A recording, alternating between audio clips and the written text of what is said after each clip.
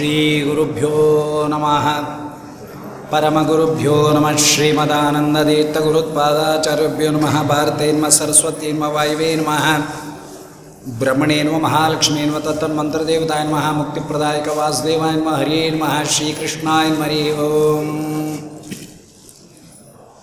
ಸಚ್ಛಾಸ್ತ್ರೋದಿತವರ್ತ್ಮನಾ ಪದಮಿದಂ ಧ್ಯಾಯನ್ ಮದಂಕಾಂಕಿತೋ ಮನ್ಮಂತ್ರಂ ಜಪಶಾಸ್ತ್ರಸಂಪದಮತೋ ದಾಸ್ಯಾಮಿ ಭಾಗ್ಯೈಃ ಸಹ ತತ್ತತ್ವಾನ್ ಬೋಧಯಾಮಿ ತದನು ಪ್ರಾಪ್ತ್ಯೋ ಮದಂಗ್ರಿಭವೇತಿತ್ಯಾಘೋಷಯತಿ ವಯಕರಚಯೈಃ ತಂ ವಾಜಿವಕ್ತ್ರಂ ಭಜೆ ಕನಕಪೀತಚೇಲಃ ಕೇವಲಾನಂದಲೀಲಃ ಕಲುಷಹರಣಶೀಲಃ ಕಂಜಮಂದಾರಮಾಲಃ ಕವಿಜನಪರಿಪಾಲಃ ಕಾಲಮೇಘೌಗನೀಲಃ ಕರಿಗಿರಿಶಿಖರಾಗ್ರೇ ಭಾತಿ ಶ್ರೀಲಕ್ಷ್ಮೀಲೋಲಃ ಶ್ರೀವೆಂಕಟರಸಚ್ಛೈಲವಾಸಿ ದಾಸಿಕೃತಾಮರಾಃ ಛಾಯೆಯಾಃ ಪಾತು ಮಾಂ ನಿತ್ಯಂ ಶ್ರೀನಿವಾಸಸುರದ್ರುಮಾಃ ಅಮಾನವರದಸ್ಥಾನಸರಸಿ ಕುಲಸಂಕುಲೆ ರಮಾ ಕೊಲ್ಲಾಪುರಕ್ಷೇತ್ರೇ ವಸತೀತಿ ಕಿಮದ್ಭುತಂ ಪ್ರಥಮೋ ಹನುಮನ್ನಾಮದ್ವಿತೀಯೋ ಭೀಮೇವ ಚ ಪೂರ್ಣಪ್ರಜ್ಞತೃತೀಯಸ್ತು ಭಗವತ್ಕಾರ್ಯಸಾಧಕಃ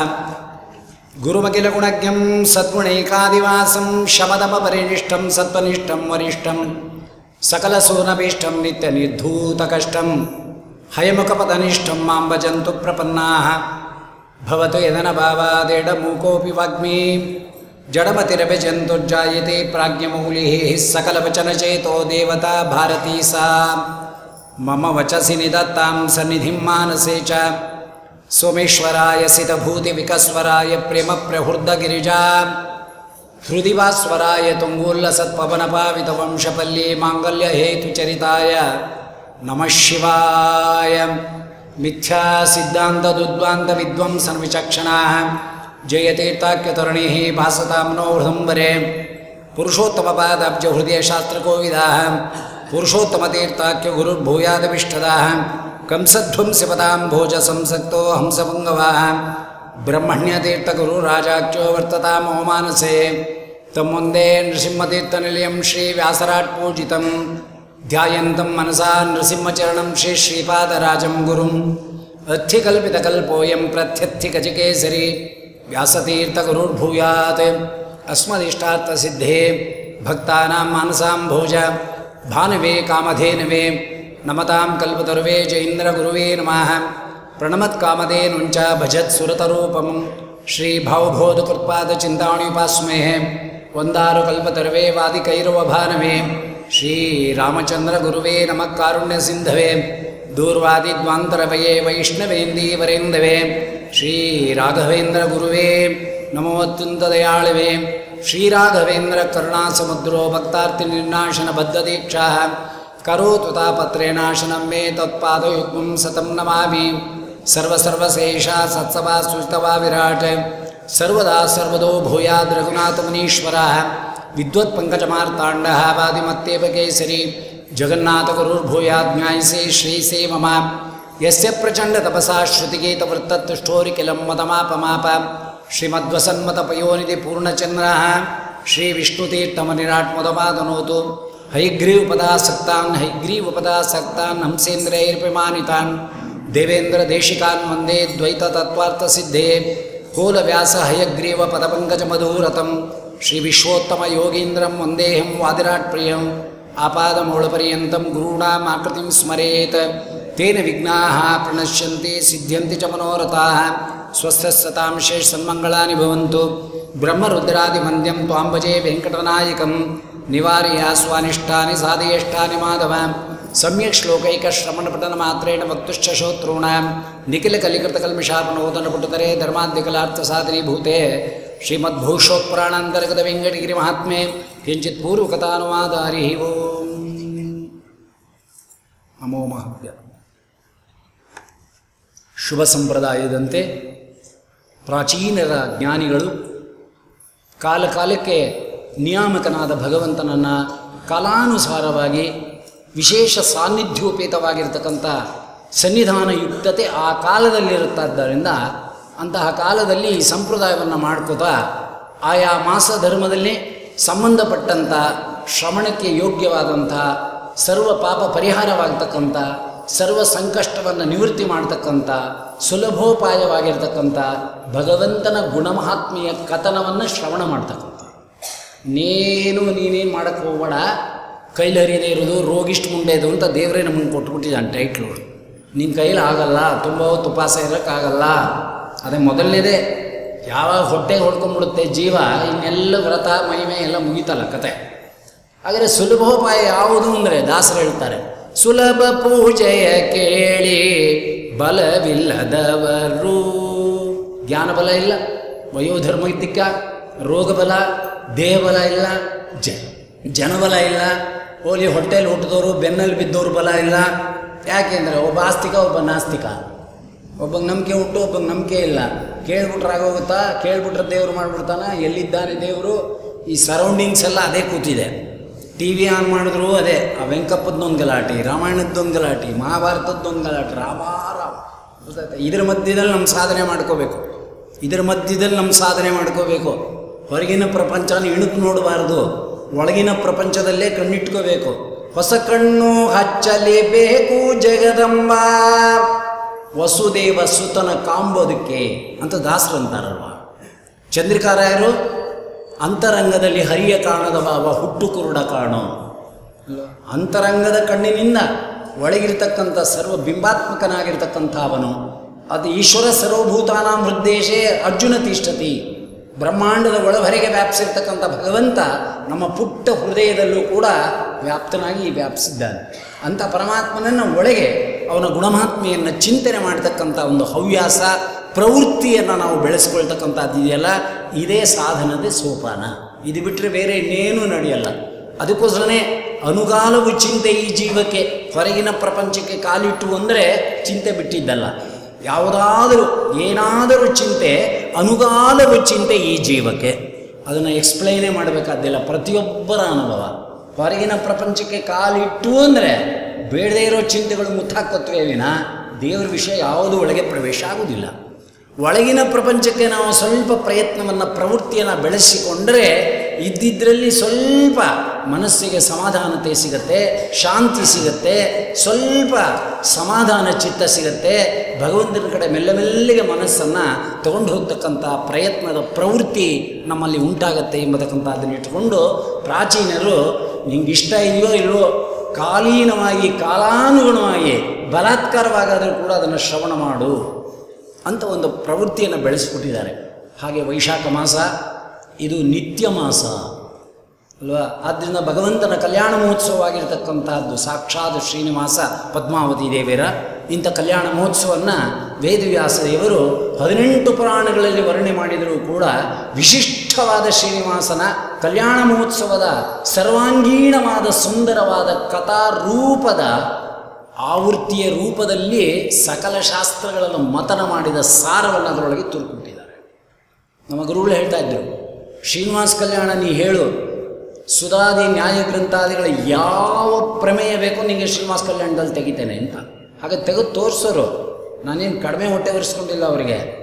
ಯಾವ ಶಾಸ್ತ್ರ ಪುರಾಣಗಳ ಅರ್ಥ ಆಯ್ತೇನು, ಶ್ರೀಮದಾಚಾರ್ಯ ಸರ್ವಮೂಲಾದಿ ಗ್ರಂಥಗಳ ಪ್ರಮೇಯ ಯಾವುದು ಶ್ರೀನಿವಾಸ ಕಲ್ಯಾಣದಲ್ಲಿ ಸಿಗಲ್ಲ, ಕಾಣಲ್ಲ ಅಂತ ನಂಗೆ ಅನಿಸುತ್ತೋ ಅದನ್ನು ಹಿಡಿದು ಕೇಳ್ತಾ ಇದ್ದೆ. ಸುಲಭೋಪಾಯದಲ್ಲಿ ಅದನ್ನು ಕಥಾರೂಪದಲ್ಲಿರ್ತಕ್ಕಂಥ ವಿಶೇಷವನ್ನು ತೆಗೆದು ಹಿರಿದು ನನಗೆ ಅದನ್ನು ಪ್ರತಿಪಾದನೆ ಮಾಡ್ತಾಯಿದ್ರು. ಹೀಗೆ ನಾನು ಸುಮಾರು 15 ವರ್ಷಗಳ ಕಾಲ ಈ ವರ್ಷ ಕೇಳಿದ್ದರ್ಥ ಮುಂದೆ ವರ್ಷ ಇಲ್ಲ ಅಂತ ಶ್ರೀನಿವಾಸ ಕಲ್ಯಾಣ ಶ್ರವಣ ಮಾಡಿರೋನು ಗುರುಗಳಿಂದ. ಅದರ ಸಮ್ಮರೈಸ್ ಇಟ್ಟಿರೋನು. ಅದಕ್ಕೆ ಪ್ರಾಚೀನವಾಗಿರ್ತಕ್ಕಂಥ ಅನೇಕ ವ್ಯಾಖ್ಯಾನಗಳಲ್ಲಿ 200 ವರ್ಷಗಳ ಕೆಳಗೆ ಒಂದು ಗೂಢಭಾವ ಪ್ರಕಾಶಿಕ ಅಂತ ಶ್ರೀನಿವಾಸ ಕಲ್ಯಾಣಕ್ಕೆ ವ್ಯಾಖ್ಯಾನ ಇದೆ. ಅದಲ್ಲದೇ ನಮ್ಮ ಪರಮೇಷ್ಠಿ ಗುರುಗಳು ಬರೆದಿರ್ತಕ್ಕಂಥದ್ದು, ನಮ್ಮ ತಂದೆಯ ಪರಮೇಷ್ಠಿ ಗುರುಗಳು ಅಂದರೆ ರಾಘವೇಂದ್ರಾಚಾರ್ಯರು, ಕಾಶಿ ಅವರ ಗುರುಗಳಾಗಿರ್ತಕ್ಕಂಥ ಕಾಶಿ ತಿಮ್ಮಣ್ಣಾಚಾರ್ಯರು ಅಂತ ಮೈಸೂರಲ್ಲಿ. ಆ ಕಾಶಿ ತಿಮ್ಮಣ್ಣಾಚಾರ್ಯರು ಶ್ರೀನಿವಾಸ ಕಲ್ಯಾಣಕ್ಕೆ ವ್ಯಾಖ್ಯಾನ ಮಾಡಿದ್ದಾರೆ. ಅಪೂರ್ವವಾದಂಥ ವ್ಯಾಖ್ಯಾನಗಳು. ಅಂಥ ವ್ಯಾಖ್ಯಾನದಲ್ಲಿ ನ್ಯಾಯಸುದೆಗೆ ಟಿಪ್ಪಣಿಯನ್ನು ಬರೆದಿರ್ತಕ್ಕಂಥ ಅವರು ಶ್ರೀನಿವಾಸ ಕಲ್ಯಾಣಕ್ಕೆ ವ್ಯಾಖ್ಯಾನ ಮಾಡಿಡಬೇಕಾದರೆ ಸಮನ್ವಯ ಸರಿ ಹೋಯ್ತಲ್ಲ. ನ್ಯಾಯಸುದೆಗೆ ಟಿಪ್ಪಣಿ ಬರೆದಿರ್ತಕ್ಕಂಥ ಮಹಾನುಭಾವರು ಶ್ರೀನಿವಾಸ ಕಲ್ಯಾಣಕ್ಕೆ ವ್ಯಾಖ್ಯಾನ ಮಾಡಿದ್ದಾರೆ ಅನ್ನಬೇಕಾದ್ರೆ ಅದರಲ್ಲಿ ಶಾಸ್ತ್ರ ಜಟಿಲದೆ ಸರ್ವ ಪ್ರಮೇಯಗಳು ಕೂಡ ಶ್ರೀನಿವಾಸ ಕಲ್ಯಾಣದಲ್ಲಿ ಅಡಗಿರಬೇಕಲ್ವ. ಆದ್ದರಿಂದ ಅಂಥ ಒಂದು ಸಮನ್ವಯದ ಶ್ರೀನಿವಾಸ ಕಲ್ಯಾಣದ ಮನೋಭಾವನೆಯನ್ನು ನಾನು ನಮ್ಮ ಗುರುಗಳ ಅನುಗ್ರಹದಿಂದ ಕಿಂಚಿತ್ ಏನು ಪ್ರಯತ್ನ ರೂಪದಿಂದ ಸಾಧನೆ ಮಾಡಿದ್ದೇನೋ ಅವುಗಳಲ್ಲಿರ್ತಕ್ಕಂಥ ವಿಷಯಗಳನ್ನು ತೆಗೆದು ಈ ಸರಸ್ವತಿಯ ದೇಗುಲದಲ್ಲಿ ಭಕ್ತರುಗಳ ಎದುರಿಗೆ ಸಮರ್ಪಣೆ ಮಾಡಲಿಕ್ಕೆ ಪ್ರಯತ್ನ ಎಂಬತಕ್ಕಂಥದ್ದನ್ನು ಪಡ್ತೇನೆ. ಅದ್ಯಗದ ಪ್ರಾರಂಭ ಅರಿವು. ಶ್ರೀನಿವಾಸ ಕಲ್ಯಾಣ ಅನ್ನೋದು ಒಂದು ಕಲ್ಯಾಣದ ರೂಪದಲ್ಲಿ ಭಗವಂತ ನಡೆಸಿರ್ತಕ್ಕಂಥ ಒಂದು ಪ್ರವೃತ್ತಿ. ಆದರೆ ಆ ಕಲ್ಯಾಣ ಮಹೋತ್ಸವ ಅನ್ನೋ ಚೌಕಟ್ಟಿನ ಒಳಗೆ ಜೀವನ ಸಾಧನೆಯದ ಕಲ್ಯಾಣ ಮಹೋತ್ಸವ ಇದೆ. ಇಡೀ ಜೀವ ತನ್ನ ಸಾಧನೆಯನ್ನು ಯಾವ್ಯಾವ ಜೀವ ಮಾಡ್ಕೋಬೇಕೋ ತನಗೆ ಯೋಗ್ಯತಾನುಸಾರವಾದಂಥ ಸಾಧನೆ ಅದೆಲ್ಲವೂ ಇದರಲ್ಲಿ ಅಡಗಿದೆ. ಅದೇ ಹೇಳ್ತೀರಾ ಅಂತ ಕೇಳಿದರೆ, ಬ್ರಹ್ಮದೇವರು ಪ್ರಧಾನವಾಗಿ ನಿಂತು ನಡೆಸಿರ್ತಕ್ಕಂಥ ಕಲ್ಯಾಣ ಮಹೋತ್ಸವ ಅನ್ನಬೇಕಾದರೆ ಯಾರು ಸೇರಿಲ್ಲ, ನೀವೇ ಯೋಚನೆ ಮಾಡಿ. ವಯಂತು ದಾಸಭಾವೇನ ತಿಷ್ಠಾಮಹ, ಬ್ರಹ್ಮದೇವರ ವಾಕ್ಯ ಇದ್ರೆ. ಬ್ರಹ್ಮನ್ನ ಕೇಳ್ತಾನೆ, ನಾನು ಕಲ್ಯಾಣ ಮಹೋತ್ಸವ ಮಾಡಿಸು, ನನಗೆ ಬ್ರಹ್ಮರಥೋತ್ಸವವನ್ನು ಮಾಡಿಸು ಅಂತ. ಅದಕ್ಕೆ ಬ್ರಹ್ಮದೇವರು ಹೇಳ್ತಾರೆ, ನನ್ನ ಸಹಿತವಾಗಿ 14 ಲೋಕದ ಲೋಕಪಾಲಕರುಗಳನ್ನು ಒಳಗೊಂಡ ಸಮಸ್ತ ಜಗತ್ತು ಅರ್ಥಾತ್ ಜೀವಕೋಟಿ ಪ್ರವಿಷ್ಟ ಅಂತ.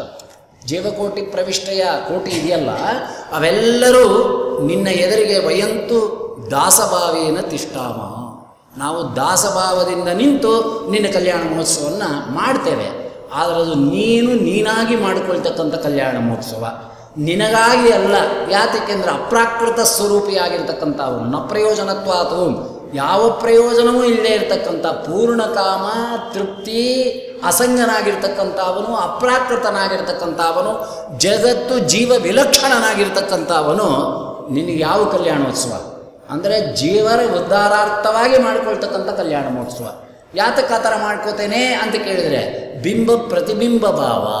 ಬಿಂಬನಿಗೆ ಕಲ್ಯಾಣ ಮಹೋತ್ಸವವನ್ನು ನಾವು ಚಿಂತನೆ ಮಾಡಿದ್ರೆ ಪ್ರತಿಬಿಂಬರಾದಂಥ ಜೀವರುಗಳಿಗೆ ಕಲ್ಯಾಣ ಎಂಬತಕ್ಕಂಥದ್ದು ಆಗುತ್ತೆ ಎಂಬತಕ್ಕಂಥ ಏಕೈಕ ಭಕ್ತರೋದ್ಧಾರದ ದಯಾ ವಾತ್ಸಲ್ಯತೆಯ, ಭಕ್ತಾಪರಾಧ ಸಹಿಷ್ಣುತೆಯ, ಪರಾಕಾಷ್ಠತೆಯ ಒಂದು ದೃಷ್ಟಿಯಿಂದ ಈ ಕಲ್ಯಾಣ ಮಹೋತ್ಸವವನ್ನು ತಾನು ನೆರವೇರಿಸಿಕೊಳ್ತಕ್ಕಂಥವನಾಗುತ್ತಾನೆ. ಇಲ್ಲದೇ ಅನಾದಿ ನಿತ್ಯ ದಂಪತಿಗಳಾಗಿರ್ತಕ್ಕಂಥವರಿಗೆ ಇವ್ರಿಗೆ ಕಲ್ಯಾಣೋತ್ಸವ ಯಾವ, ಅಥವಾ ಬೇರೆ ಗಂಡು ಅಮ್ಮನವ್ರಿಗೆ ಸಿಗುತ್ತಾ ಅಮ್ಮನವರಿಗೆ, ಅಥವಾ ದೇವರಿಗೆ ಬೇರೆ ಹೆಂಡತಿ ಸಿಗ್ಬೋದು, ಆದರೆ ಅಮ್ಮನವ್ರಿಗೆ ಬೇರೆ ಗಂಡ ಸಿಕ್ಕೋದಿಲ್ಲ.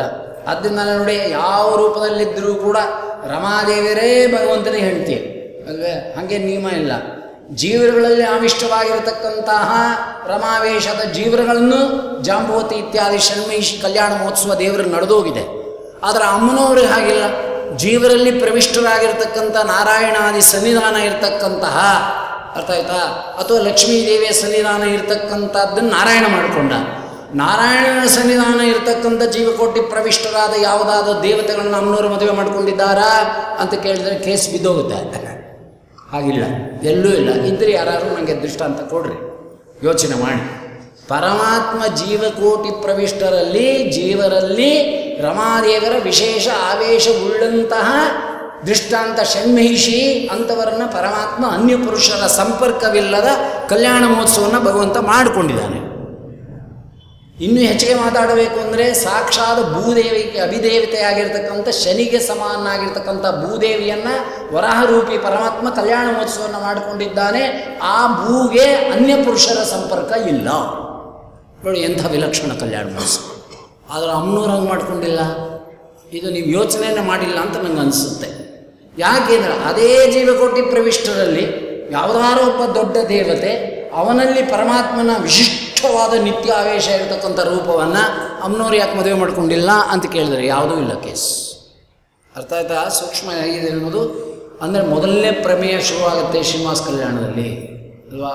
ಆದ್ದರಿಂದಾನೇ ಒಬ್ಬೊಬ್ಬರು ಪದ್ಮಾವತಿ ದೇವರನ್ನು ಸಾಕ್ಷಾತ್ ರಮಾದೇವಿ ಅಂತ ಹೇಳೋದು ಉಂಟು. ಜೀವಕೋಟಿ ಪ್ರವಿಷ್ಟರಾಗಿರ್ತಕ್ಕಂಥ ವೇದವತಿ ಅವರಲ್ಲಿ ರಮಾ ಸನ್ನಿಧಾನ ಅಂತ ಒಂದು ಕಥಾವಿಶೇಷವನ್ನು ಇಟ್ಕೊಂಡು ಹೇಳೋದು ಉಂಟು. ಅದನ್ನ ಎಲ್ಲರನ್ನು ಸಮನ್ವಯ ಮಾಡೋಕ್ಕೆ ಹೊರಟಿಲ್ಲ. ನನ್ನ ಪ್ರಕಾರವಾಗಿ ನನ್ನ ವ್ಯವಸಾಯದಲ್ಲಿ ಪದ್ಮಾವತಿ ಸಾಕ್ಷಾತ್ ಲಕ್ಷ್ಮೀನವರೇ ನಾವು. ಅದರಲ್ಲಿ ಎರಡು ಮಾತಿಲ್ಲ. ಯಾಕೆಂದರೆ ಒಂದು 20 ಕಡೆ ಇಲ್ಲಿ ಬರುತ್ತೆ ಪ್ರಮಾಣಗಳು ಎಂಬತಕ್ಕಂಥದ್ದು. ಶ್ರೀಮದಾಚಾರ್ಯರು ಕೂಡ ನಿರ್ಣಯದಲ್ಲಿ ದೇವ್ಯಾಸ ಚಮಾವಿಷ್ಟ ಅಂದಿದ್ದಾರೆ ವಿನ ಅಲ್ಲಿ ಬೇರೆ ಜೈವ ಇತ್ತು ಅಂತ ಏನು ಎಲ್ಲೂ ವ್ಯಾಖ್ಯಾನ ಇಲ್ಲ. ಇರಲಿ, ಅದೆಲ್ಲ ಒಂದು ಕಡೆಗೆ ಹೇಳುವಾಗ ಯಾಕೆ ನಿಮಗೆ ಮಾತಾಡ್ತಾ ಇದ್ದೇನೆ, ಜೀವಕೋಟಿ ಪ್ರವಿಷ್ಟರಲ್ಲಿ ಇರ್ತಕ್ಕಂಥ ವಿಶಿಷ್ಟವಾದ ಸನ್ನಿಧಾನದಿಂದ ವಿಲಕ್ಷಣನಾದ ಭಗವಂತ ಕಲ್ಯಾಣ ಮಹೋತ್ಸವ ಮಾಡಿಕೊಂಡ್ರು ಕೂಡ ಅಮ್ಮನವ್ರು ಹಾಗೆ ಮಾಡ್ಕೊಳ್ಳಲ್ಲ. ಯಾಕೆ ಏನು ಕಲ್ಯಾಣ ಮಹೋತ್ಸವ ಹೇಳುವಾಗ ಅದಕ್ಕೆ ಉತ್ತರ ಕೊಡ್ತೇನೆ. ಯಾಕೆ ಈ ವಿಷಯವನ್ನು ನಾನು ಎತ್ತಾ ಇದ್ದೇನೆ ಅಂದರೆ, ಬ್ರಹ್ಮರುದ್ರಾದಿ ದೇವತೆಗಳು, ಅಷ್ಟದಿಕ್ಪಾಲಕ ದೇವತೆಗಳು ನಿಂತುಕೊಂಡು ಈ ಮದುವೆಯಲ್ಲಿ ಓಡಾಡಿರ್ತಕ್ಕಂತಹದ್ದು ಒಂದು ದೃಶ್ಯ ಮಾಧ್ಯಮ. ಆದರೆ ಇಷ್ಟ ದೇವತೆಗಳ ಸಾಧನೆಯೂ ಕೂಡ ಈ ಕಲ್ಯಾಣ ಮಹೋತ್ಸವದ ಒಳಗೆ ಸಂಪೂರ್ಣವಾಗಿ ಸೇರ್ಕೊಂಡ್ಬಿಟ್ಟಿದೆ. ಆದ್ದರಿಂದ ಯಾವುದೋ ಜೀವರಾಶಿಗಳ ಸಾಧನೆಗೋಸ್ಕರ ಕಲ್ಯಾಣ ಮಹೋತ್ಸವವನ್ನು ದೇವರು ಮಾಡಿಕೊಂಡ ಅಂತ ವ್ಯಾಖ್ಯಾನ ನಿಲ್ಲೋದಿಲ್ಲ. ಬ್ರಹ್ಮರುದ್ರಾದಿ ಸಮಸ್ತ ದೇವತೆಗಳ ಕಲ್ಯಾಣಾರ್ಥವಾಗಿ, ಸಾಧನಾರ್ಥವಾಗಿ ಭಗವಂತ ಈ ಕಲ್ಯಾಣ ಮಹೋತ್ಸವವನ್ನು ಮಾಡಿಕೊಂಡಿದ್ದಾನೆ. ಅಂಥ ಕಲ್ಯಾಣ ಮಹೋತ್ಸವದಲ್ಲಿ ಓಡಾಡಿನ ಒಂದು ರೂಪದಿಂದ ತಮ್ಮ ಸಾಧನೆಯನ್ನು ಪೂರ್ಣ ಮಾಡಿಕೊಳ್ತಕ್ಕಂಥವರಾಗಿದ್ದಾರೆ. ಅದಕ್ಕೆ ವಿಜಯರಾಯರು ಹೇಳ್ತಾರೆ, ತನ್ನ ಮದುವೆಯನ್ನು ತಾನೇ ಹವಣಿಸಿಕೊಂಡ. ಇನ್ನೊಬ್ಬರು ಇವನಿಗೆ ಹುಡುಕಕ್ಕಾಗಲ್ಲ. ತನ್ನ ಮದುವೆಯನ್ನು ತಾನೇ ಮಾಡಿಕೊಳ್ಳುವ ಎಲ್ಲ ವ್ಯವಸ್ಥಿತ ಶಕ್ತಿಯನ್ನು ದೇವತೆಗಳಿಗೆ ಕೊಟ್ಟು, ಅರ್ಥ ಆಯ್ತು, ಅವರವರಲ್ಲಿ ಒಂದು ರೂಪದಿಂದ ಇದ್ದು ಈ ಕಲ್ಯಾಣ ಮಹೋತ್ಸವವನ್ನು ಯೋಗ್ಯತೆ ಮೀರಿ ಮಾಡಿಸಿ ಅವರವರ ಸಾಧನೆ ಎಂಬತಕ್ಕಂಥದ್ದನ್ನು ಮಾಡಿಸಿ ಕೊನೆಗೊಂದು ಮಾತು ಹೇಳ್ತಾರೆ, ಏದಮಾನಂ ದ್ವಿಟು. ಸಾಧನೆಯನ್ನು ಮಾಡಿಸ್ತಾನೆ, ಮೀರೇನಾದ್ರು ಹೋಗಿದ್ದರೆ ಕೃಷ್ಣಾರ್ಪಣನೂ ಮಾಡ್ತಾನೆ. ಆದ್ದರಿಂದ ಸಾಧನೆ ಒಳಗೆ ಏರಿಳಿತಗಳು ಉಂಟು. ಏರಿರೋರು ಇದ್ದಾರೆ, ಇಳಿದಿಯೋರು ಇದ್ದಾರೆ ಎಂಬತಕ್ಕಂಥ ಎಲ್ಲ ವಿಷಯಗಳು ಕೂಡ ಶ್ರೀನಿವಾಸ ಕಲ್ಯಾಣದಲ್ಲಿ ಇದೆ. ಇನ್ನು ಮನುಷ್ಯ ಸಾಮಾನ್ಯರಾಗಿರ್ತಕ್ಕಂಥ ಈ ಕಲಿಯುಗದಲ್ಲಿ ನಮಗೇನು ಸಾಧನೆ ಆಗತ್ತೆ ಇದರಿಂದ ಅನ್ಬೇಡ. ನಿನ್ನ ಮದುವೆ, ಇನ್ನೊಬ್ಬರ ಮದುವೆ ನೀ ಏನು ಮಾಡಿದ್ರು ಶ್ರೀನಿವಾಸ ಕಲ್ಯಾಣ ಥರ ಮಾಡೋಕ್ಕಾಗಲ್ಲ. ನಿನ್ನ ಯೋಗ್ಯತೆ ಏನಿದೆಯೋ ಅಷ್ಟು ಮದುವೆ ಮಾಡು ಮಕ್ಕಳಿಗೆ. ಆದರೆ ಚಿಂತನೆಯನ್ನು ಮಾಡುವ ಕಾಲದಲ್ಲಿ ಇದನ್ನು ಒಳಗೆ ಚಿಂತನೆ ಮಾಡಿದ್ರೆ ನಿನ್ನ ಮಕ್ಕಳಿಗೆ ಮಾಡ್ತಕ್ಕಂಥ ಗಂಡು ಹೆಣ್ಣಿನ ಕಲ್ಯಾಣ ಮಹೋತ್ಸವಗಳು ಕೂಡ ಈ ಫಲ ನಿನ್ನ ಯೋಗ್ಯತಾನುಸಾರವಾಗಿ ಬರ್ತದೆ. ಕೊನೆಗೆ ಆಗಲಿಲ್ಲ, ಪಶ್ಚಾತ್ತಾಪದಿಂದಲಾದರೂ ಕೂಡ ಸಾಧನೆ ಆಗುತ್ತೆ. ಹೀಗೆ ಮಾಡಬೇಕಾಗಿತ್ತು, ಮಾಡಲಿಲ್ವೇ, ನಮ್ಮ ಕೈಲಿ ಹರಿಲಿಲ್ವೇ, ಹಣೆಯಲ್ಲಿ ಬರೀಲಿಲ್ವೇ, ನಮ್ಗೆ ಯೋಗ್ಯತೆ ಇಲ್ಲವೇ ಅಂತ ಯಾವುದಾದ್ರೂ ಒಂದು ರೀತಿಯಲ್ಲಿ ಪಶ್ಚಾತ್ತಾಪವನ್ನು ಪಟ್ಟಾಗ ಭಗವಂತನ ಅನುಗ್ರಹಕ್ಕೆ ಕಾರಣವಾಗುತ್ತೆ ಎಂಬತಕ್ಕಂಥದ್ದನ್ನು ಕೂಡ ಈ ಕಲ್ಯಾಣ ಮಹೋತ್ಸವದಲ್ಲಿ ತಿಳಿಸ್ತಕ್ಕಂಥವರಾಗಿದ್ದಾರೆ. ಆದ್ದರಿಂದ ಈ ಶ್ರೀನಿವಾಸನ ಕಲ್ಯಾಣ ಮಹೋತ್ಸವ ಏನು ಭವಿಷ್ಯತ್ ಪುರಾಣದಲ್ಲಿ 12 ಅಧ್ಯಾಯಾತ್ಮಕವಾಗಿರ್ತಕ್ಕಂಥ 1500 ಚಿಲ್ಲರೆ ಶ್ಲೋಕಾತ್ಮಕವಾಗಿರ್ತಕ್ಕಂಥ ಒಂದು ಸಂಪೂರ್ಣವಾದ ಚಿತ್ರಣವನ್ನು ಇಲ್ಲಿ ಕೊಟ್ಟಿದ್ದಾರೆ. ಇದು ಕೇವಲ ಪಾರಾಯಣಕ್ಕಾಗಲಿ, ಪಾರಾಯಣ ಮಾಡಿ ಮುಗಿಸೋದಕ್ಕಾಗಲಿ, ಸುಮ್ಮನೆ ಶ್ರವಣ ಮಾಡಿ ಬಿಡೋದಕ್ಕಾಗಲಿ, ಅಥವಾ ಕೇಳಬೇಕು ರಿಕ್ರಿಯೇಷನ್ ಫಾರ್ ಮೈಂಡ್ ಅಂತಾರಲ್ಲ ಹಾಗೆ ಕೇಳುವಂಥದ್ದಲ್ಲ. ಜೀವಮಾನವೇ ಒಂದು ಕಲ್ಯಾಣ ಮಹೋತ್ಸವ ಅಲ್ವಾ? ಭಗವಂತ ತೋರಿಸ್ತಾ ಇದ್ದಾನೆ, ಪ್ರತಿ ಹೆಜ್ಜೆಯಲ್ಲಿ ಜೀವನಿಗೆ ಕಲ್ಯಾಣ ರೂಪದ ಸಾಧನೆ ಆಗಬೇಕಾದ್ರೆ ಏನು ಮಾಡಕೋಬೇಕು ಎಂಬತಕ್ಕಂಥದ್ದು ಮದುವೆಯ ಕಲ್ಯಾಣದ ವ್ಯಾಜದಿಂದ ತೋರಿಸ್ತಾ ಇದ್ದಾನೆ. ಅದಕ್ಕೆ ಪೂರ್ವಭಾವಿಯಾಗಿ ತಾನು ಏನೇನು ಮಾಡ್ಕೋಬೇಕು, ಪಶ್ಚಾತ್ತಾಪ ಹುಟ್ಟಲಿಕ್ಕೆ ತನಗೆ ಹೇಗೆ ಅವನು ಭಗವಂತನಲ್ಲಿ ಚಿಂತನೆ ಮಾಡಿರಬೇಕು, ಸ್ವಧರ್ಮ ನಿಷ್ಠನಾಗಿರಬೇಕು. ಸ್ವಧರ್ಮ ನಿಷ್ಠತೆಯಲ್ಲಿ ಸ್ವಧರ್ಮ ನಡೀದೇ ಇದ್ದಾಗ ಎಂಥ ಪಶ್ಚಾತ್ತಾಪ ಪಡಬೇಕು. ಸ್ವಧರ್ಮ ನಿಷ್ಠತೆಯೇ ಭಗವಂತನ ಪೂಜಾ. ಓಂ ವಿಹಿತತ್ವಾಚಾಶ್ರಮ ಕರ್ಮಾಪಿ ಓಂ, ವಿಹಿತ ಕರ್ಮವ ಮಾಡು, ವಿಷಯದ ಅಭಿಲಾಷೆ ಬಿಡು, ವೈರಾಗ್ಯ ಭಾಗ್ಯ ಬೇಡು. ವಿಷಯದ ಅಭಿಲಾಷೆ ಬಿಡು, ಅಲ್ಲಿಂದನೇ ಪ್ರಾರಂಭ. ವಿಷಯ ಅನ್ನೋದು ಗಂಡಿಗೆ ಹೆಣ್ಣು, ಹೆಣ್ಣಿಗೆ ಗಂಡು, ಬೇರೆ ಇಲ್ಲ. ತಿನ್ನೋಣ ಉಣ್ಣೋಣ ಅನ್ನೋದು ಹೇಗಾರು ಬಿಡ್ಬೋದು. ಗಂಡಿಗೆ ಹೆಣ್ಣು, ಹೆಣ್ಣಿಗೆ ಗಂಡು ಎಂಬತಕ್ಕಂಥ ವಿಷಯ ಸಂಪರ್ಕ ಇದೆಯಲ್ಲ, ಈ ಸಂಪರ್ಕದ ಆಸೆ ಎಂಬತಕ್ಕಂಥದ್ದು ತತ್ರಾಪಿ ಕಲಿಯುಗದಲ್ಲಿ ಅಸಂಭವದ ವಿಚಾರ. ಅಂತ ಅಸಂಭವವನ್ನು ಸಂಭವ ಮಾಡಿಕೊಡುತ್ತೆ ನಮ್ಮ ಕಲ್ಯಾಣೋತ್ಸವಾತ್ಮಕವಾದಂಥ ಶ್ರೀನಿವಾಸನ ಕಲ್ಯಾಣ ಮಹೋತ್ಸವ. ಆದ್ದರಿಂದ ನನ್ನ ಭಕ್ತಿಯಿಂದ ಶ್ರವಣ ಮಾಡು ಎಂಬುದಾಗಿ ವೇದವ್ಯಾಸ ದೇವರು ಈ ಭವಿಷ್ಯೋತ್ ಪುರಾಣದಲ್ಲಿ ಸಮಗ್ರವಾದ ಕಲ್ಯಾಣದ ಚಿತ್ರಣದ ರೂಪದಲ್ಲಿ ತಾವೇ ಬರೆದಿಡ್ತಕ್ಕಂಥವರಾಗಿದ್ದಾರೆ. ಭಗವಂತನ ಕಲ್ಯಾಣ ಮಹೋತ್ಸವದ ಸೂಕ್ಷ್ಮ ಸಾಧನೆಯ ಒಂದು ವಿವರವನ್ನು ಅವನು ಬರೆದು ಕೊಡಬೇಕೇ ವಿನ ಬೇರೆಯವರು ಬರೀಲಿಕ್ಕೆ ಶಕ್ಯ ಇಲ್ಲ. ಅವನು ಬರೆದು ಕೊಟ್ಟಿದ್ದಾನೆ, ಅದಕ್ಕೆ ಅರ್ಥ ಹೇಗೆ ಮಾಡಬೇಕು ಅನ್ನೋದನ್ನು ವಾಯುದೇವರು ಬಿಟ್ಟರೆ ಬೇರೆಯವರು ಹೇಳೋಕ್ಕಾಗಲ್ಲ. ಬರೆದವನು ದೇವರು, ಅದರ ವಿಷಯವನ್ನು ಪುರಾಣ ಸ್ಥಾನಪಾಂಥಾನ ಆಭಾಷಾ ತ್ರೈವೇದಿನಾಂ ಭವತ ಸುಸಕ ಚಕ್ರೆ ಶ್ರೀಮದ್ಭಾಗವತ ನಿರ್ಣಯ.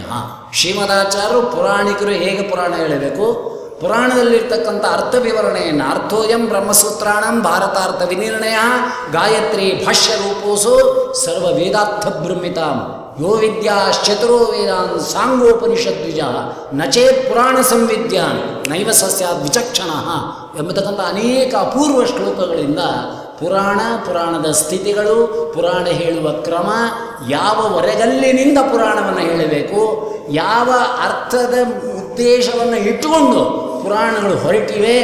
ಆದ್ದರಿಂದ ಪುರಾಣದ ಸ್ಥಾನ ಎಂಥದ್ದು ಅಂತ ಜಗತ್ತಿಗೆ ತೋರಿಸಿಕೊಟ್ಟ ಏಕೈಕ ವ್ಯಕ್ತಿ ಅಂದರೆ ಜಗದ್ಗುರು ಮಧ್ವಾಚಾರ್ಯರೊಬ್ಬರೇ. ಇನ್ಯಾರೂ ಪುರಾಣದ ತಂಟೆ ಕೈ ಹಾಕಲಿಲ್ಲ. ಯಾಕೆ ಹಾಕಲಿಲ್ಲ ಅಂದರೆ ಅದೊಂದು ಪುರಾಣ ಅಂತ ಅಷ್ಟೇ ಇಟ್ಟು. ಪುರಾಣ ಅಂದ್ರೆ ಗೊತ್ತಾಯ್ತಲ್ಲ, ಅವ್ರ ಮನೆ ಪುರಾಣ ನಿಮಗೆ ಗೊತ್ತಾಯ್ತಾ ಅಂತಾರೆ. ಆಗಲಿಲ್ಲ ಅಂದ್ರೆ ಅವ್ರ ಮನೇಲಿ ಏನೋ ನಡಿಬಾರ್ದು ನಡೆದಿದ್ರೆ ಅದೊಂದು ಪುರಾಣ. ಅವ್ರ ಮನೆ ರಾಮಾಯಣ ಗೊತ್ತಾಯ್ತಾ ನಿಮಗೆ ಅಂದರೆ ಅವ್ರ ಮನೆಯದೊಂದು ರಾಮಾಯಣ. ಅಯ್ಯೋ ಅವ್ರದ್ದು ಬಿಡಿ ಒಂದು ದೊಡ್ಡ ಮಹಾಭಾರತ ಇದ್ದಾಗೆ ಅಂತಾರೆ. ಅಂದರೆ ಅಷ್ಟು ಜಟಿಲವಾದ ಸಮಸ್ಯೆಗಳು ಅಂತ ಮಹಾಭಾರತ ಅಂದರೆ. ಅಂದರೆ ನಮ್ಮ ಸಾಂಸಾರಿಕ ವಿವಿಧ ಕಷ್ಟ ಕಾರ್ಪಣ್ಯಾತ್ಮಕವಾದಂಥ ಸ್ಥಿತಿಗತಿಗಳನ್ನು ಪುರಾಣ, ರಾಮಾಯಣ, ಭಾರತ ಅನ್ನೋ ಹೆಸರಿಂದ ಕರೆಯೋದುಂಟು. ಅದಕ್ಕೆ ತಕ್ಕಂತೆ ಪ್ರಿಂಟ್ ಮಿಸ್ಟೇಕ್ಗಳು ಆಗಿಬಿಟ್ಟಿರುತ್ತೆ. 3-6 ಪುರಾಣ ಓದಿದರೇನು ಅಂತ ದಾಸರ ವಾಕ್ಯ ಇರೋದು. 6×3 ಪುರಾಣ ಅಂತ. ಅದು ಪ್ರಿಂಟ್ ಮಿಸ್ಟೇಕ್ ಆಗಿಬಿಟ್ಟು 106 ಪುರಾಣ ಓದಿದರೇನು ಪ್ರಿಂಟಲ್ಲೇ ಇದೆ ನೋಡಿ. 106 ಪುರಾಣ ಎಲ್ಲಿದೆ? ನಾನು ಗುರುಗಳನ್ನ ಕೇಳಿದೆ, ಸ್ವಾಮಿ 106 ಪುರಾಣ ಅಂತಿದೆಯಾ ಅಂದೆ. ಹೌದಪ್ಪ, ನಿಂದು ಪಕ್ಕದ ಮನೆಯವ್ರದ್ದು ನಂದು ಎಲ್ಲ ಸೇರಿದ್ರೆ 1000 ಆಗುತ್ತೆ ಅಂದರೆ. 3-6 ಪುರಾಣ ಓದಿದರೇನು ಗುರುವಿನ ಗುಲಾಮನಾಗುವ ತನಕ ದೊರೆಯದಣ್ಣ ಮುಕುತಿ. 3-6 18 ಅಂತ ಅರ್ಥ ಆಯ್ತಾ? ಇವರೇನು ಮಾಡಿದ್ರು, ಪ್ರಿಂಟ್ ಮಿಸ್ಟೇಕ್ ಮಾಡಿ 3 ಆಯಿತು. 106 ಪುರಾಣ ಓದಿದರೇನು ಎಲ್ಲಿದೆ 106 ಪುರಾಣ? ಅದಕ್ಕೆ 106 ಪುರಾಣ ಸಂಖ್ಯೆ ಆಗಬೇಕು ಅಂದರೆ ಎಲ್ಲರದ್ದು ಸೇರಿಸ್ಕೋಬೇಕು. ಈ ಅರ್ಥದಲ್ಲಿ ಪುರಾಣದ ಅರ್ಥ ಅಲ್ಲ. ಪುರಾಣತೀತಿ ಗಚ್ಚತೀತಿ 18 ಅರ್ಥ ಇದೆ ಪುರಾಣ ಶಬ್ದಕ್ಕೆ. ಅರ್ಥ ಆಯ್ತಾ? 18 ಅರ್ಥದ ಸಮನ್ವಯ ಮಾಡಿಕೊಂಡ್ರೆ ಪುರಾಣ ಗೊತ್ತಾಗುತ್ತೆ. ಪುರಾಣದ ಅರ್ಥ ಗೊತ್ತಾಗಬೇಕಾದ್ರೆ 7 ಜನ್ಮದ ಪುಣ್ಯ ಇರಬೇಕು ಅಂದರು. ಇಲ್ಲದೇ ಇದ್ದರೆ ಅರ್ಥವಾದ ಎಂಬತಕ್ಕಂಥ ಅರ್ಥೋತ್ಪತ್ತಿಯ ಆವೃಕವಾಗಿ ಪುರಾಣದಿಂದ ಪಾಪವೇ ಬರುತ್ತೆ ಅಂತ ಹೇಳಿದರು. ಅರ್ಥ ಆಯ್ತಾ? ಪುರಾಣ ಶ್ರವಣದಿಂದ ಪಾಪವೇ ಬರೋದು, ಸರಿಯಾದ ಪುರಾಣ ಕೇಳದೆ ಹೋದರೆ. ಆ ಪುರಾಣದ ಅರ್ಥ ಹೇಳಬೇಕು ಅಂದರೆ ಶ್ರೀಮದಾಚಾರ್ಯ ಒಂದು ಕಂಡೀಷನ್ ಹಾಕ್ಬಿಟ್ರು ನಿರ್ಣಯದಲ್ಲಿ. ಏನಂತ ಹಾಕಿದ್ರು ಅಂದರೆ ನೋಡಿ, ತ್ರಿಭಾಷಾಂ ಯೋ ನ ಜಾನಾತಿ ರೀತಿಮಾಂ ಶತಮೇವಚ ವ್ಯತ್ಯಾಸಾದಿ ಸಪ್ತವೇದಾನ್ ಯೋ ವೇದಾರ್ಥಂತು ವದೇತ್ ಸಯಾತಿ ನರಕಂ ಘೋರಂ ಅನ್ಯತಾಜ್ಞಾನ ಸಂಭವಂ ಅಂತ ಸ್ಪಷ್ಟ ಕೊಟ್ಬಿಟ್ಟಿದ್ದಾರೆ. ವ್ಯತ್ಯಾಸ ಪ್ರಾತಿಲೋಮ್ಯಂಚ ಗೋಮೂತ್ರಿ ಪ್ರಗಸಸ್ತತ ಊಕ್ಷುರ ಶ್ರುದರಸ್ಸಾದು ಸಪ್ತಭೇದ ಪ್ರಕೀರ್ತಿತ. 7 ಭೇದಗಳು 3 ಭಾಷೆಗಳು, ಇವುಗಳನ್ನೆಲ್ಲ ಚೆನ್ನಾಗಿ ತಿಳ್ಕೊಂಡು ಪುರಾಣವನ್ನು ಹೇಳಬೇಕು. ಹಾಗೆ ಹೇಳಿದ್ರೆ ಪುರಾಣ ಸಾಧನೆ ಮಾಡಿಸುತ್ತೆ. ಇಲ್ಲದೇ ಇದ್ದರೆ ಅದೇ ಪುರಾಣ ತೊಗೊಂಡೋಗಿ ಅನ್ನ ತಮಸ್ಕಾಕುತ್ತೆ ಅಂತ ಹೇಳಿ. ಆದ್ದರಿಂದಾನೇ ಪುರಾಣ ಶ್ರವಣ ಅನ್ನೋದು 7 ಜನ್ಮದ ಪುಣ್ಯ ಇರಬೇಕು ಅಂತಾರೆ. ಶ್ರವಣ ಮಾಡಬೇಕಾದ್ರೆ ಪುರಾಣ ಶ್ಲೋಕಗಳ ಕಿವಿ ಮೇಲೆ ಬೀಳಬೇಕಾದ್ರೆ ಅದನ್ನು ಪುರಾಣ ಅಂದರೆ ಅದನ್ನು ಯಾವುದೋ ಒಂದು ಲೆವೆಲಲ್ಲಿ ಇಡ್ತಕ್ಕಂಥದ್ದಲ್ಲ. ಆದ್ದರಿಂದ ಶ್ರೀಮದಾಚಾರ್ಯರು ತಾವು ಬರೀತಕ್ಕಂಥ ಬ್ರಹ್ಮಸೂತ್ರಗಳ ಬೃಹತ್ ಭಾಷ್ಯ ಏನಿದೆ, ಬ್ರಹ್ಮಸೂತ್ರ ಭಾಷ್ಯ, ಶ್ರೀಮದ್ ಭಾಷ್ಯ, ಅವುಗಳಲ್ಲಿ ಪುರಾಣ ಸ್ಥಾನವನ್ನು ತೋರಿಸ್ಕೊಡ್ತಾರೆ. ಏಕೈಕ ಆಚಾರ್ಯರು, ಬೇರೆ ಯಾರೂ ಮಾಡಿಲ್ಲ ಕೆಲಸವನ್ನು. ಸೂತ್ರಾರ್ಥಗಳನ್ನು ಪ್ರತಿಪಾದನೆ ಮಾಡಬೇಕಾದ್ರೆ ಸೂತ್ರಾರ್ಥ ಪ್ರತಿಪಾದಕವಾದಂಥ ಶ್ರುತಿಗಳನ್ನು ಏನು ತಗೋತಾರೋ ಶ್ರೀಮದ್ ಮಧ್ವಾಚಾರ್ಯರು, ಆ ಶ್ರುತ್ಯರ್ಥ ಪ್ರತಿಪಾದಕವಾದಂಥ ಪುರಾಣದ ವಾಕ್ಯಗಳನ್ನು ತಗೊಂಡು ಟ್ವಿಸ್ಟ್ ಮಾಡುತ್ತಾರೆ.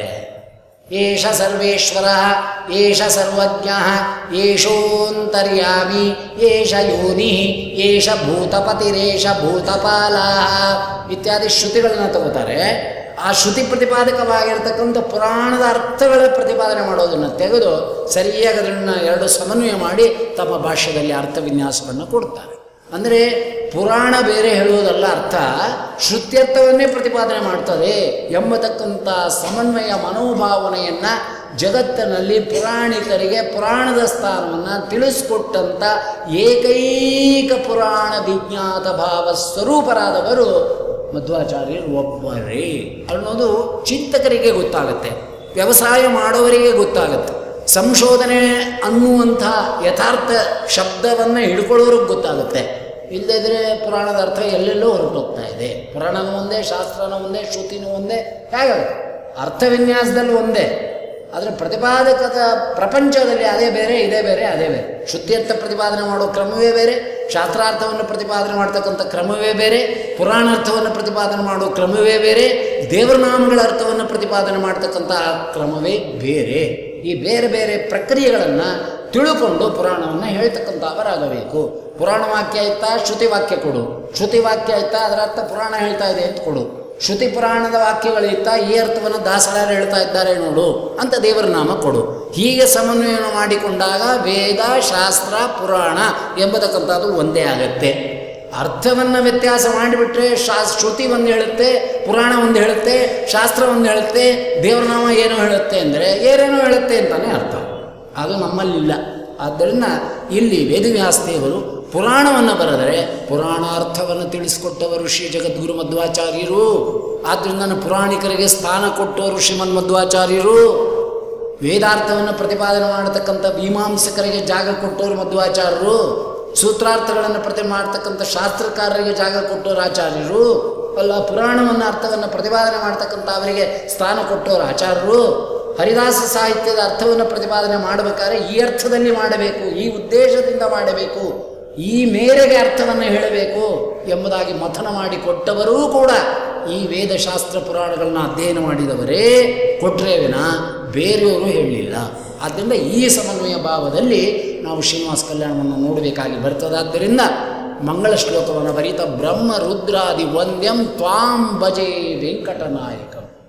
ನಮ್ಮ ಮಧ್ವಮತದಲ್ಲಿ ಈ ಇಡೀ ಗ್ರಂಥದ ಸಾರಭೂತವಾದಂಥದ್ದು ಮಂಗಳ ಶ್ಲೋಕ. ಮಂಗಳ ಶ್ಲೋಕವನ್ನು ಹಿಡಿತಾ ಇಟ್ಟುಕೊಂಡ್ರೆ ಇಡೀ ಗ್ರಂಥವನ್ನು ಬ್ಯಾಲೆನ್ಸ್ ಮಾಡಬಹುದು ಅಂತ ಅರ್ಥ. ಹಿಂದೆಲ್ಲ ದೃಷ್ಟಾಂತ ಕೊಟ್ಟಿದ್ದೆ, ಮತ್ತೆ ಕೊಡ್ತಾ ಇದ್ದೇನೆ. ಸರ್ಕಸ್ನಲ್ಲಿ ಒಂದು ಚೆಂಡನ್ನು ಒಂದು ಬೆಟ್ಟಿನ ಮೇಲೆ ನಿಲ್ಲಿಸ್ಕೋತಾನೆ. ಹೇಗೆ ನಿಂತ್ಕೋತೆ ಅದು ಅಂದರೆ due to gravitation, centre of gravity. ಅದನ್ನು ಅಭ್ಯಾಸ ಮಾಡಿದಾಗ ಚೆಂಡು ನಿಂತ್ಕೋತೆ. ದೊಣ್ಣೆನ ಬೆರಳ ಮೇಲೆ ನಿಂತ್ಕೊಂಡು ಅಜ್ಜಿ ಕೋಲು ಓಡಾಡ್ತಾ ಇರಲಿಲ್ವೇ ನಾವು ಹುಡುಗತನದಲ್ಲಿ? ಹೇಗೆ ಅಂದರೆ ನಾವು ಓಡ್ತಾ ಇದ್ವು, ಇವ್ನು ಓಡಕ್ಕೆ ಹೋಗಲ್ಲ, ಒಂದೇ ಕಡೆ ನಿಂತ್ಕೋತ. ಆ ಚೆಂಡು ಹೆಂಗೆ ಒಂದು ಬೆರಳ ಮೇಲೆ ನಿಂತಿದೆ ಅಂದರೆ ಎಷ್ಟು ಸುಲಭವಾಗಿ ಉತ್ತರ ಕೊಡ್ತೇವೆ. ಇಡೀ ಚೆಂಡಿನ ಆ ಇಡೀ ವಿಭಾಗವನ್ನು ಕವರ್ ಮಾಡತಕ್ಕಂಥ ಒಂದು ಗುರುತ್ವಾಕರ್ಷಣ ಬಿಂದು. ಆ ಬಿಂದುವನ್ನು ಇಟ್ಕೊಂಡ್ರೆ ಆ ಬಿಂದು ಇಡೀ ಚೆಂಡನ್ನು ಕೇಂದ್ರ ಬಿಂದುವಾಗಿ ಆ ಚೆಂಡನ್ನು ಬ್ಯಾಲೆನ್ಸ್ ಮಾಡುತ್ತೆ ಅಂತ ನಾವು ಹೇಗೆ ತಿಳ್ಕೊತೀವೋ ಹಾಗೆ ಒಂದು ಶ್ಲೋಕ ಹಿಡ್ಕೊಂಡ್ಬಿಟ್ರೆ ಇಡೀ ಪುರಾಣಗಳನ್ನು ಬ್ಯಾಲೆನ್ಸ್ ಮಾಡ್ತಕ್ಕಂಥವರಾಗಬಹುದು. ಅಂದರೆ ಇಡೀ ಪುರಾಣದ ಅರ್ಥ ವಿನ್ಯಾಸದ ಸಾರಭೂತವಾಗಿರತಕ್ಕಂಥ ಕೇಂದ್ರ ಬಿಂದು ಮಂಗಳ ಶ್ಲೋಕ. ಆದ್ದರಿಂದ ಬ್ರಹ್ಮ ರುದ್ರಾದಿ ವಂದ್ಯಂ. ನೋಡಿ, ಇಲ್ಲೇ ದ್ವೈತ ಪ್ರಾರಂಭ ಆಗೋಯ್ತು. ಬ್ರಹ್ಮ ರುದ್ರ ಆದಿ ವಂದ್ಯಂ. ಯಾರನ್ನ ಕುರಿತು ಈ ಪುರಾಣ ಹೊರಟಿದೆಯೋ, ಯಾರ ಕಲ್ಯಾಣ ಮಹೋತ್ಸವದ ರೂಪವಾಗಿ ಸಾಧನೆ ಮಾಡಿಸ್ತಕ್ಕಂಥ ಭಕ್ತರುಗಳಿಗೆ ಉಪದೇಶ ಮಾಡಲಿಕ್ಕೆ ಸ್ವಾಮಿ ಕಲ್ಯಾಣ ಮಹೋತ್ಸವವನ್ನು ಮಾಡ್ಕೋತಾ ಇದ್ದಾನೋ ಅವನು ಯಾರು ಅಂದರೆ ಒಬ್ಬನೇ ಅಲ್ಲ, ಬ್ರಹ್ಮ ರುದ್ರಾದಿ ವಂದ್ಯಂ. ಬ್ರಹ್ಮ ರುದ್ರಾದಿಗಳಿಂದ ನಮಸ್ಕಾರಕ್ಕೆ ಯೋಗ್ಯವಾದ ಪಾಣಪೀಠವನ್ನು ಉಳ್ಳವನು, ಪಾದದ್ವಯವನ್ನು ಉಳ್ಳವನು. ಯಾರು ನಮಸ್ಕಾರ ಮಾಡ್ತಾರೆ? ಬ್ರಹ್ಮ.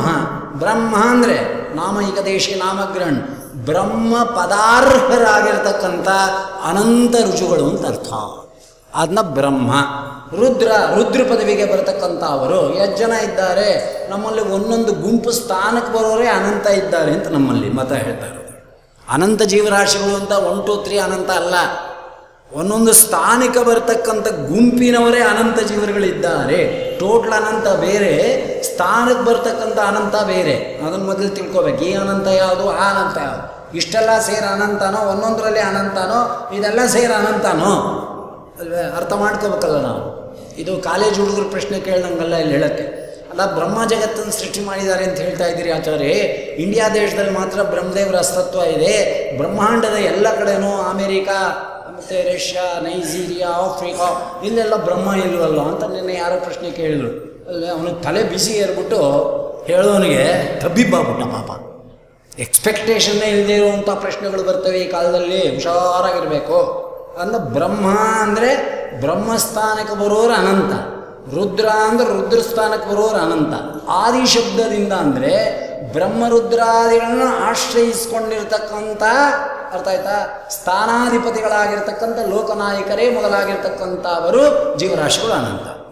ಇವರಿಂದ ನಮಸ್ಕಾರಕ್ಕೆ ಯೋಗ್ಯನಾಗಿರ್ತಕ್ಕಂತಹ ಪಾದದ್ವಯವನ್ನು ಉಳ್ಳವನು ನಮ್ಮ ಸ್ವಾಮಿ. ಮುಗಿದೋಯ್ತು, ಇಡೀ ಪುರಾಣ ಬ್ಯಾಲೆನ್ಸ್ ಆಗುತ್ತೆ. ಬ್ರಹ್ಮರುದ್ರಾದಿ ಬಂದು ಯಾರಿಕೆ ಇವನೋ ಅಂತ ಕೇಳಿದ್ರೆ ಬ್ರಹ್ಮರುದ್ರ ಆದಿ ಅನ್ನೋದ್ರಲ್ಲೇ ಭೇದ ಸ್ಥಾಪನೆ ಆಗೋಯ್ತು. ಬ್ರಹ್ಮರುದ್ರ ಆದಿ ಅನ್ನೋದ್ರಲ್ಲೇ ತಾರತಮ್ಯ ಸ್ಥಾಪನೆ ಆಯಿತು. ಬ್ರಹ್ಮ ಬೇರೆ, ರುದ್ರ ಬೇರೆ, ಆದಿಪದ್ಯದಿಂದ ಇರ್ತಕ್ಕಂಥ ದೇವತೆಗಳು ಬೇರೆ. ದೇವತೆಗಳು ರುದ್ರದೇವರಾಗಿ ಹೋಗಿಲ್ಲ, ರುದ್ರದೇವರು ಬ್ರಹ್ಮದೇವರಾಗಿ ಹೋಗಿಲ್ಲ, ಬ್ರಹ್ಮದೇವರು ರುದ್ರದೇವರಾಗಿ ಹೋಗಿಲ್ಲ, ರುದ್ರದೇವರು ಖಾಲಿ ದೇವತೆಗಳಾಗಿ ಹೋಗಿಲ್ಲ. ಮನೇಲಿ ಬೇಕಾದ್ರೆ ಖಾಲಿ ದೋಸೆ ಹುಯ್ಕೋಬೋದು, ಒಳಗೆ ಪಲ್ಯ ಇಟ್ಟರೆ ಮಸಾಲೆ ದೋಸೆ ಆಗುತ್ತೆ, ಇಲ್ಲದೇ ಇದ್ರೆ ಪ್ಲೈನ್ ದೋಸೆ ಆಗುತ್ತೆ. ಏನು ಬೇಕೋ ನಮ್ಮಲ್ಲಿ ಮಾಡ್ಕೋಬೋದು. ಹಾಗೆ ಇಲ್ಲಿ ಬ್ರಹ್ಮ ರುದ್ರ ಆಗಲ್ಲ. ರುದ್ರ ಆಗಲ್ವೇ ಅಂದರೆ ರುದ್ರನಾಮಕದಿಂದ ಹೆಸರಿನಿಂದ ಕಳಿಸ್ಕೋತಾನೆ ಅಷ್ಟೇ, ರುದ್ರಪಟ್ಟಕ್ಕೆ ಬರೋಲ್ಲ. ರುದ್ರ ಬ್ರಹ್ಮಪಟ್ಟಕ್ಕೆ ಬರೋಕ್ಕಾಗಲ್ಲ. ಅದಕ್ಕೆ ಬ್ರಹ್ಮತ್ವ ಯೋಗ್ಯ ಜೀವಾಹ ಋಷಿಗಳು ಅಂದ್ರೆ ಏನಪ್ಪ ಅಂದರೆ ಬ್ರಹ್ಮಪಟ್ಟದಿಂದಲೇ ಅವರಿಗೆ ರಿಟೈರ್ಮೆಂಟು, ಮುಕ್ತ ಆಗೋದವರು, ಬೇರೆ ಪಟ್ಟದಿಂದ ಆಗೋದಿಲ್ಲ.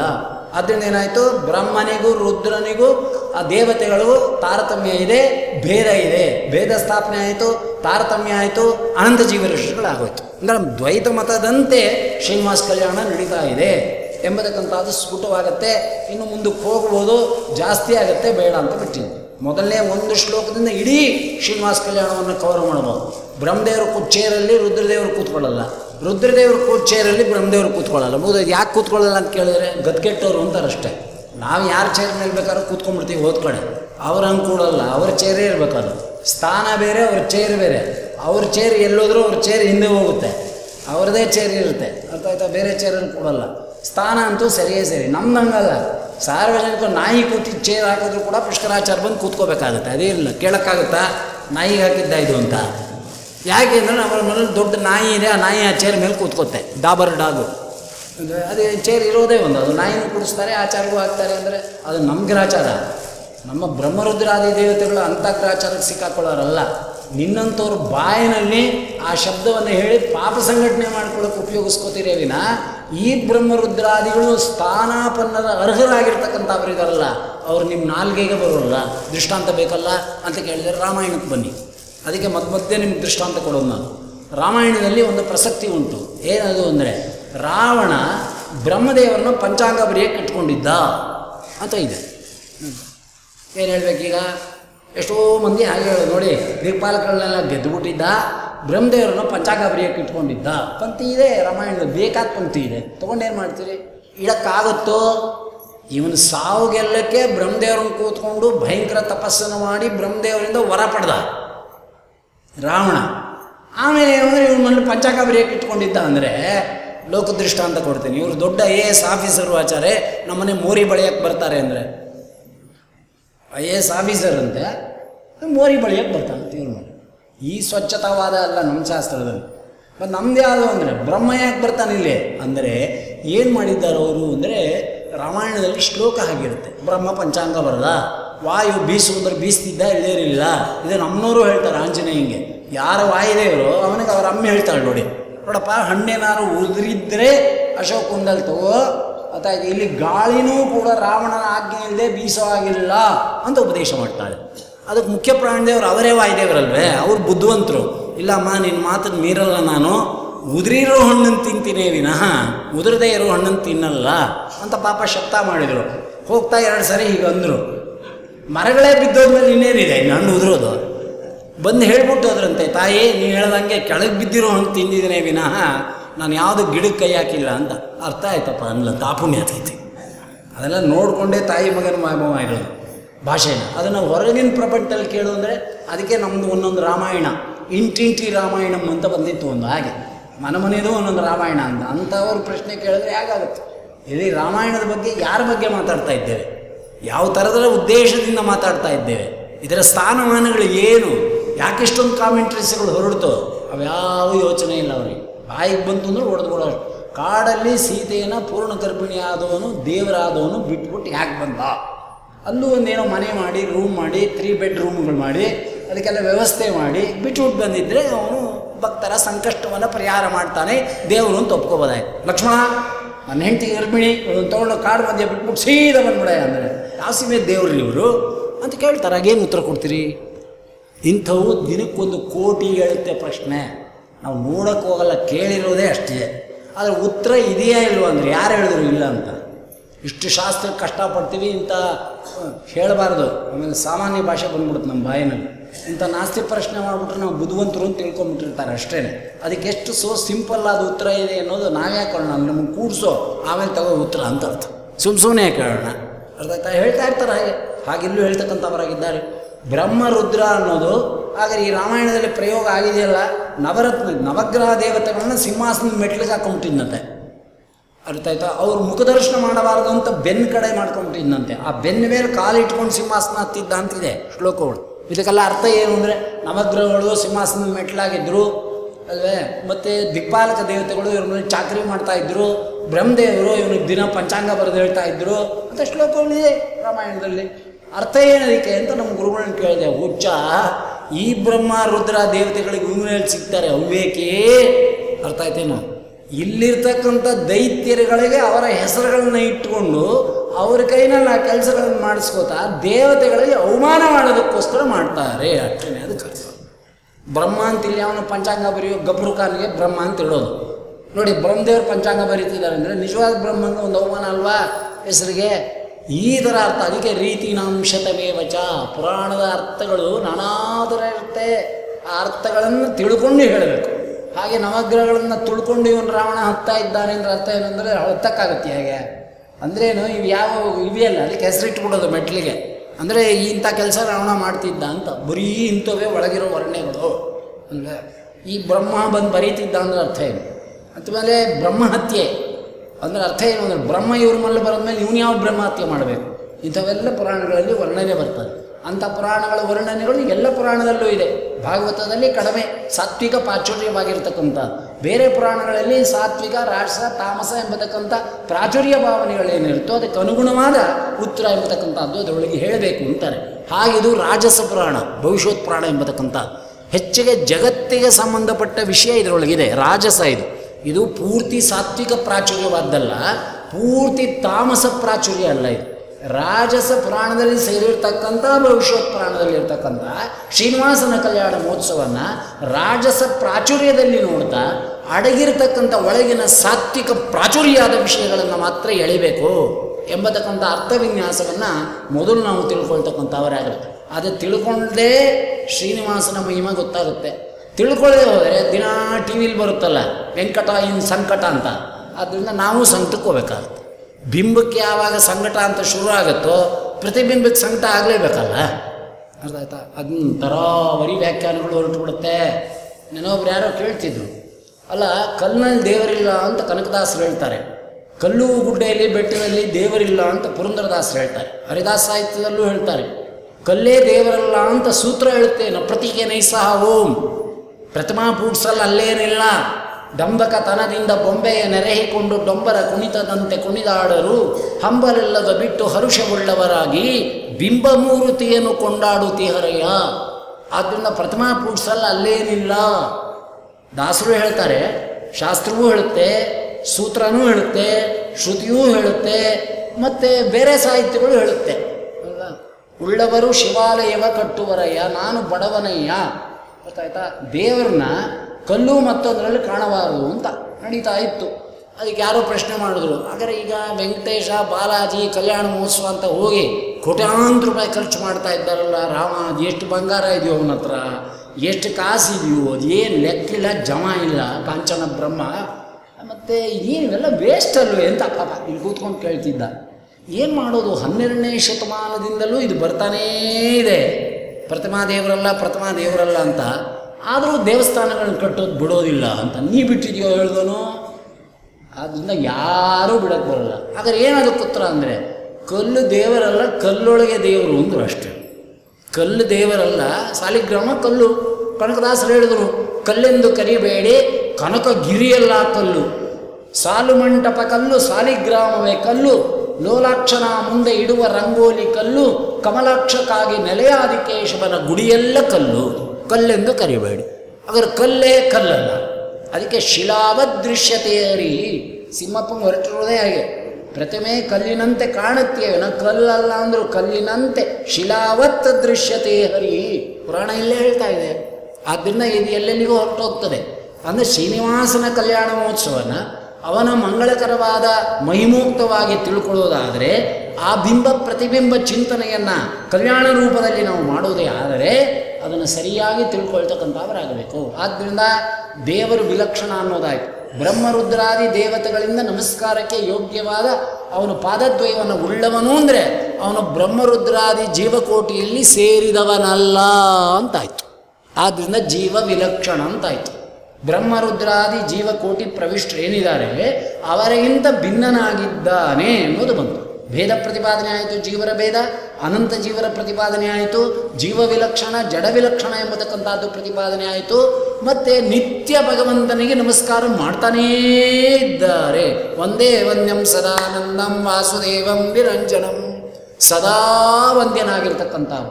ಅದೇನು ದೇವರಿಗೆ ಸದಾ ವಂದ್ಯ ಅಂತ ಕರಿತೀರಿ ಅಂತ ಕೇಳಿದ್ರೆ, ಜಾತಾಶೌಚ ಮೃತಾಶೌಚ ಬಂದರೆ ಬೇರೆ ಯಾವ ದೇವತೆಗಳಿಗೂ ನಮಸ್ಕಾರ ಇಲ್ಲ, ಭಗವಂತನಿಗೆ ಮಾತ್ರ ನಮಸ್ಕಾರ.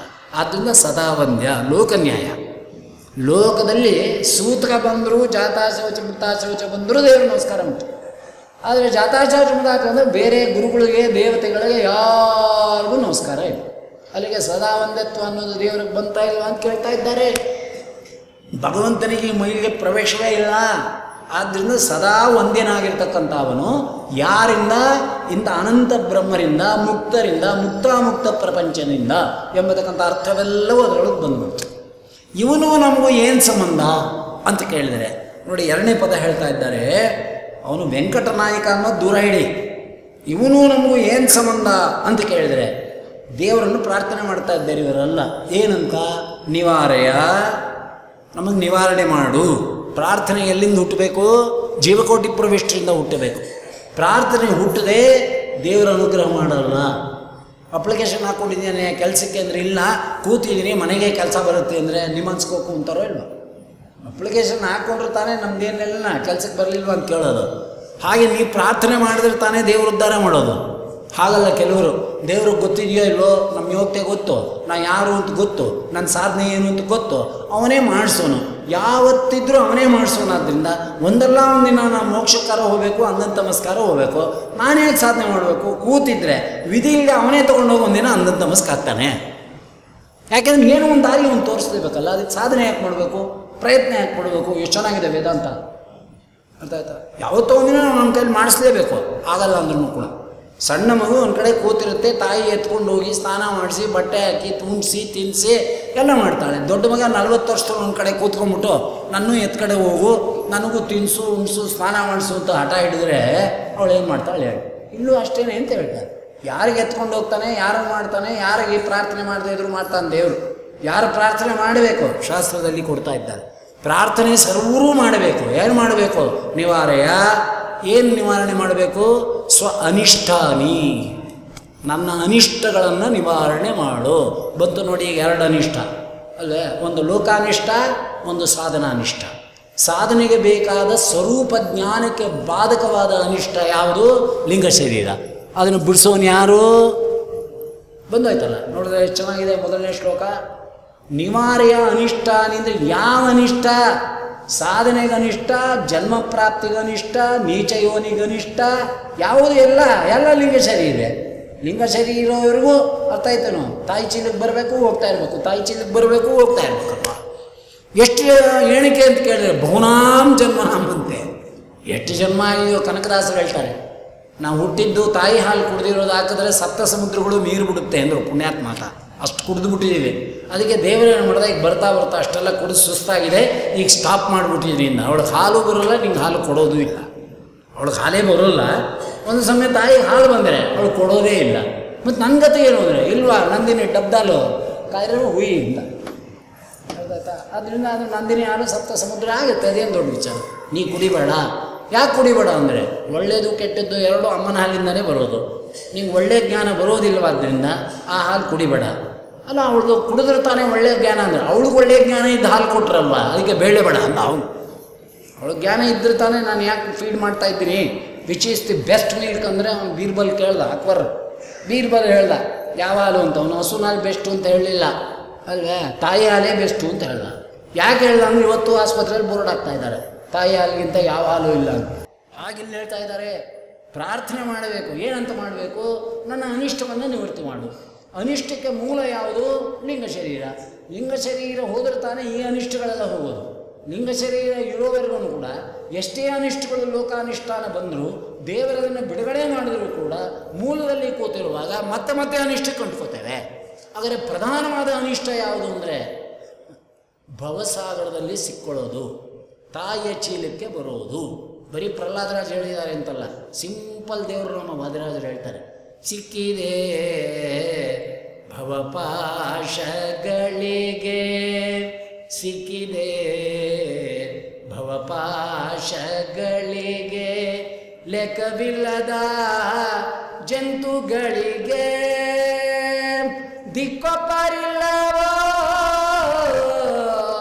ಎನಗೆ ಕಕ್ಕಸ ಕಳೆದು ನಿನ್ನಯ ಪಾದಗಳಿಗೆ ದಾರಿಯ ತೋರೋ ಗೋಪಾಲ. ರುಜುಗಳು ಕೇಳ್ಕೊತಾ ಇರೋದು, ಎಲ್ಲರೂ ಪ್ರಾರ್ಥನೆ ಮಾಡಬೇಕು. ಅವ್ರಿಗೇನು ಇಂಥ ರೋಗ ಬಂದಿದೆಯಾ ಅಂತ ಕೇಳಬೇಡಿ, ಅವ್ರ ರೋಗ ಬೇರೆ ಇದೆ. ರುಜುಗಳಾಗಿರೋರ್ಗೆ ಅವ್ರದ್ದೇನು ರೋಗ ಅಂತ ಅವ್ರಿಗೆ ಗೊತ್ತು. ನಾವು ಇಲ್ಲಿ ಕೂತ್ಕೊಂಡು ವ್ಯಾಖ್ಯಾನ ಮಾಡಿದ್ರೆ ಅವ್ರ ರೋಗನ. ಪಕ್ಕದವ್ರಿಗೆ ಶುಗರ್ ಇದ್ದರೆ ನಿಮಗೂ ಶುಗರ್ ಇದ್ದರೆ ಮುಟ್ಟೇನೆ ನನಗೇನೂ ಇಲ್ಲಪ್ಪ, ನಂಗೆ ಬಿ ಪಿ ಇದೆ ಅಷ್ಟೇ ಅಂತ ಅನ್ಕೊಂಡು ಅವನಿಗೆ ಹೋಗ್ಬಿಟ್ಟು ನಿಮಗೇನು ಮೂರ್ಛೆ ರೋಗ ಇದೆಯಾ ಅಂತ ಕೇಳಿದ್ರೆ ಕಪಾಳ ಕೊಡ್ದುಬಿಡ್ತೀನಿ ನೋಡು ಅಂತಾನೆ. ಇಲ್ಲದಿರೋದೆಲ್ಲ ಕೋರ್ಬೇಡ ಅಂತ. ಇಲ್ಲ ನಿಮ್ಮ ಮನೆ ಎದುರು ಮನೆಯವ್ರು ಮಗಚ್ಕೊಂಡ್ಬಿಟ್ಟಿದ್ರು ಬೆಳಗ್ಗೆ, ಅದಕ್ಕೆ ನಿಮಗೂ ಇದೆಯೇನೋ ಅಂತ ತಿಳ್ಕೊಂಡೆ ಅಂದರೆ ಯಾರು ಮಾತಾಡ್ತಾರೆ ಹೇಳಿ ನನ್ನ ಹತ್ರ. ಹಾಗಿಲ್ಲಿ ಕಕ್ಕಸ ಕಳೆದು ನಿನ್ನೆಯ ಪಾದಗಳಿಗೆ ದಾರಿಯ ತೋರು ಗೋಪಾಲ. ವಾದರಾಜ ಗುರು ಸಾರ್ವಭೌಮರು ಹೇಳ್ತಾರೆ, ಸಿರಿಹಯ ವದನನೆ ಬಾರೋ ಕರೆದೆನ ದಾರಿಯ ತೋರೋ ಸಿರಿಹಯ ವದನನೆ ಬಾರೋ. ಅವ್ರಿಗೇನೋ ನಿತ್ಯ ಕುದುರೆ ರೂಪದಲ್ಲಿ ಬಂದು ಹೂರ್ಣ ತಿನ್ಕೊಂಡು ಹೋಗ್ತಿದ್ದ. ನಾವಿವತ್ತು ಸಿರಿಹಯ ವದನನೆ ಬಾರೋ ಅಂದರೆ ಜಟಕ ಕುದುರೆನೂ ಬರೋಲ್ಲ. ಬರುತ್ತೆ ಮೈಸೂರಿಗೆ ಹೋಗೋದ್ರೆ ಟಾಂಗ ಹೊಡಿಬೇಕು ಅಂದರೆ ದುಡ್ಡು ಮಾಡೋದು ಅಂತಾರೆ, ಹೋಗುತ್ತಾ ಅಂದ್ರೇನು? ದಿನಾ ಹೀಗಿರು ದೇವರ ದರ್ಶನ ನೋಡಿ ಅವ್ರ ಎಂಥದ್ದು. ಸಿರಿಹಯ ವದನನೆ ಬಾರೋ ಬಂದ್ಬಿಟ್ಟು ಸುಮ್ಮನೆ ನಿಂತ್ಕೊಂಡ್ಬಿಟ್ರೆ ನಮ್ಮ ಪ್ರಾರ್ಥನೆ ಇಲ್ಲದ್ರೆ ಕರೆದೆನ ದಾರಿಯ ತೋರೋ. ನಂಗೂ ನಿಂಗೂ ಅಂದರೆ ರುಜುಗಳಿಗೂ ಅಲ್ವೇ ಇಡೀ ಜಗತ್ತಿನ ಜೀವಕೋಟಿ ಪ್ರವಿಷ್ಟರಿಗೆ ಒಡೆಯ ನೀನು ಅಂತ ಹೇಳ್ತಾರೆ. ಪರಮ ಭಕುತರಿಗೆ ಇನ್ಯಾರೋ ಪರಮ ಪುರುಷನೇ ನೀನಲ್ಲದೆ ಗತಿಯಾರೋ ದಾರಿಯ ತೋರೋ ಗೋಪಾಲ. ಕರೆದನ್ನ ದಾರಿಯ ತೋರೋ ಅಂದ್ರೂ ಎಷ್ಟರ್ಥ ಇದೆ. ಪರಮ ಭಕ್ತರಿಗೆ ಇನ್ಯಾರೋ ಅನ್ನೋದ್ರಲ್ಲಿ ಅರ್ಥ ಇದೆ. ನೀನಲ್ಲದೆ ಗತಿ ಯಾರೋ ಅನ್ನೋದ್ರಲ್ಲಿ ಅರ್ಥ ಇದೆ. ಗತಿ ಸಾಮಾನ್ಯಾತ್ ಓಂ ಅದೇ ಸೂತ್ರಾರ್ಥವನ್ನೇ ಹೇಳ್ತಾಳೆ. ಭಗವಂತನನ್ನ ಗತಿಯನ್ನಾಗಿ ಇಟ್ಕೊಳ್ಳುತ್ತೀತೆ. ಗಮ್ಯತೀತಿ ಗಹ ತಮ್ ದದಾತೀತಿ ಗದಹ ಅಲ್ಲ. ಗತಿ ಗದ ಏನೇನು ವಿಷ್ಣು ಸಹಸ್ರನಾಮದಲ್ಲಿ ಹೆಸರು ಬರ್ತದೆ ಅದೆಲ್ಲ ಭಗವಂತನ ಕುರಿತೇ ಹೊರಟಿರೋದು. ಯಾರು ಅಂತ್ಯದಲ್ಲಿ ಜೀವರಾಶಿಗಳಿಗೆ ಗತಿಯನ್ನು ಪ್ರದಾನ ಮಾಡ್ತಾನೋ ಅವನಿಗೆ ಗ ಅಂತ ಹೆಸರು. ಅದಕ್ಕೋಸ್ಕರ ಭಾಗವತ ಅಂತ ಯಾಕೆ ಕರಿತೀವಿ? ಬಾಜರ ದೀಪ್ತವು ಭಾತೀತಿ ಬಾ, ಪ್ರಪಂಚದ ಒಳಹೊರಗೆ ಪ್ರಕಾಶ ಸ್ವರೂಪನಾಗಿ ಭಾಸಿಸ್ತಾ ಇದ್ದಾನೆ. ಅದಕ್ಕೆ ಭಗವಂತನಿಗೆ ಬಾ ಅಂತ ಹೆಸರು. ಮಹಾಪ್ರಾಣ ಬಾ ಅಂದ್ರೆ ಅದಲ್ಲ. ಭಾಗವತ ವಾ ವಹತೀತಿ ವಾ, ಇಡೀ ಬ್ರಹ್ಮಾಂಡವನ್ನು ವಿಷ್ಣು ಕೂರ್ಮನಾಗಿ ವಾಯುಕೂರ್ಮ ಸಹಿತವಾದ ಬ್ರಹ್ಮಾಂಡವನ್ನು ಧಾರಣೆ ಮಾಡಿದ್ದಾನೆ. ಆದ್ದರಿಂದ ವಾ ಅಂತ ಅವನಿಗೆ ಹೆಸರು.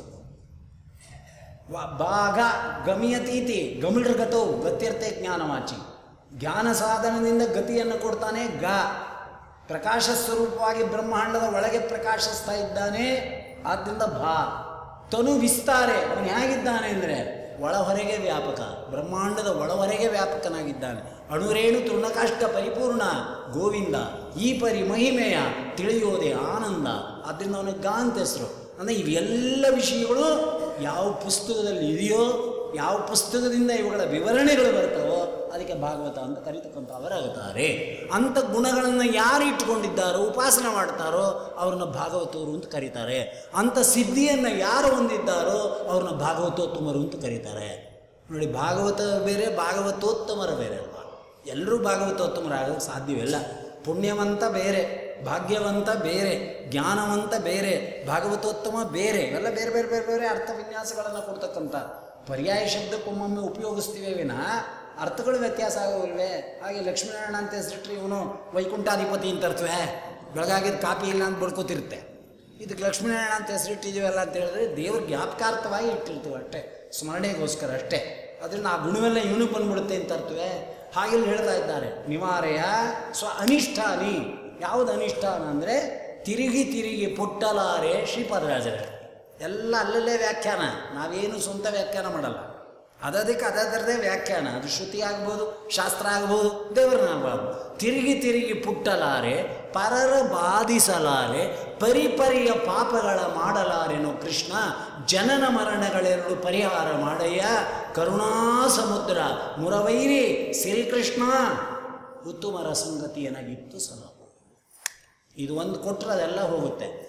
ಈ ಉತ್ತಮರ ಸಂಗತಿ ಕೊಡದೆ ಹೋದರೆ ಈ ನಾಲ್ಕೂ ಹೋಗಲ್ಲ. ತಿರುಗಿ ತಿರುಗಿ ಪುಟ್ಟಲಾರೆ ಅದು ಅನಿಷ್ಟ. ಯಾಕೆ ಅಂದರೆ ಪುನರಪಿ ಮರಣಂ ಪುನರಪಿ ಜಠರೇ ಶಯನೇ, ಅವರು ಹೊಡ್ಕೋತಾರೆ. ಅರ್ಥ ಆಯ್ತೇನೆ? ಯದ್ಯಪಿ ಶುದ್ಧಂ ಲೋಕ ವಿರುದ್ಧಂ ನಾದರಣೀಯಂ ಆಚರಣೀಯಂ ಅನ್ನೋರು ಹೇಳ್ತಾರೆ ಇದನ್ನು. ಆದ್ದರಿಂದ ಮತ್ತೆ ಚೀಲಕ್ಕೆ ಬರಬೇಕು, ಮತ್ತೆ ಹೋಗ್ತಾ ಇರಬೇಕು. ಈ ಚೀಲಕ್ಕೆ ಬಂದು ಆಚೆ ಬಂದ ಮೇಲೆ ಯಾವ ಅನಿಷ್ಟ ಮಾಡಲ್ಲ. ಇಷ್ಟವಿಲ್ಲದಿದ್ರೂ ಅನಿಷ್ಟ ಮಾಡ್ತೇವೆ. ಚೀಲಕ್ಕೆ ಬರೋದೇ ಅನಿಷ್ಠಾನ ಅಂದಮೇಲೆ ಬಂದ ಮೇಲೆ ನಾವು ಯಾವ ನಿಷ್ಠತೆ ಮಾಡ್ತೇವೆ? ಭಗವಂತನಲ್ಲಿ ನಿಷ್ಠತ್ವವನ್ನು ತೋರಿಸ್ಬೇಕು. ಆದರೆ ಆಕಾರ ಬಿಟ್ಟ ಸೇರ ಅಂತ ಕೇಳಿದ್ರೆ ನಿಷ್ಠೆ ತೋರಿಸ್ತೀನಿ ಅಂತ ಒಳಗೆ ಪ್ರಾರ್ಥನೆ ಮಾಡ್ತಾನಂತೆ. ಮನುಷ್ಯ ಅಲ್ಲ, ಋಷಿಗಳು ತಾಯಿ ಗರ್ಭದಲ್ಲಿ ಪ್ರಾರ್ಥನೆ ಮಾಡ್ತಾರೆ ಅಂತ ಗರುಡ ಪುರಾಣದಲ್ಲಿ ಹೇಳಿದ್ದಾರೆ. ಆದರೆ ಯಾರು ಅಂದ್ರೆ ನಾವು ನೀವು ಅಂತ ತಿಳ್ಕೊಬೇಡಿ, ಋಷಿಗಳು ಅಂತಾರೆ. ನಾವು ಹಂಗಲ್ಲ. ಒಮ್ಮೊಮ್ಮೆ ನಮಗೂ ಬರುತ್ತಂತೆ ಸ್ಮೃತಿ. ಹೇಳಿದ ತಕ್ಷಣ ತಾಯಿಯ ಚೀಲಿಂದ ಆಚೆಗೆ ಹೋದ ತಕ್ಷಣ ಹಾಗಿರ್ಬೇಕು ಹೀಗಿರಬೇಕು ಅಂತ ಒಮ್ಮೊಮ್ಮೆ ಬರುತ್ತಂತೆ ಸ್ಮೃತಿ. ಇಲ್ಲ ಅಂತ ಏನು ಅರ್ಥವಲ್ಲ. ಆದರೆ ಬಂದ ತಕ್ಷಣ ಎಲ್ಲ ಮರ್ತೋಗುತ್ತಂತೆ. ಹಿಂದೆ ಒಂದು ಕತೆ ಹೇಳಿದ್ದೆ ಸಣ್ಣದು.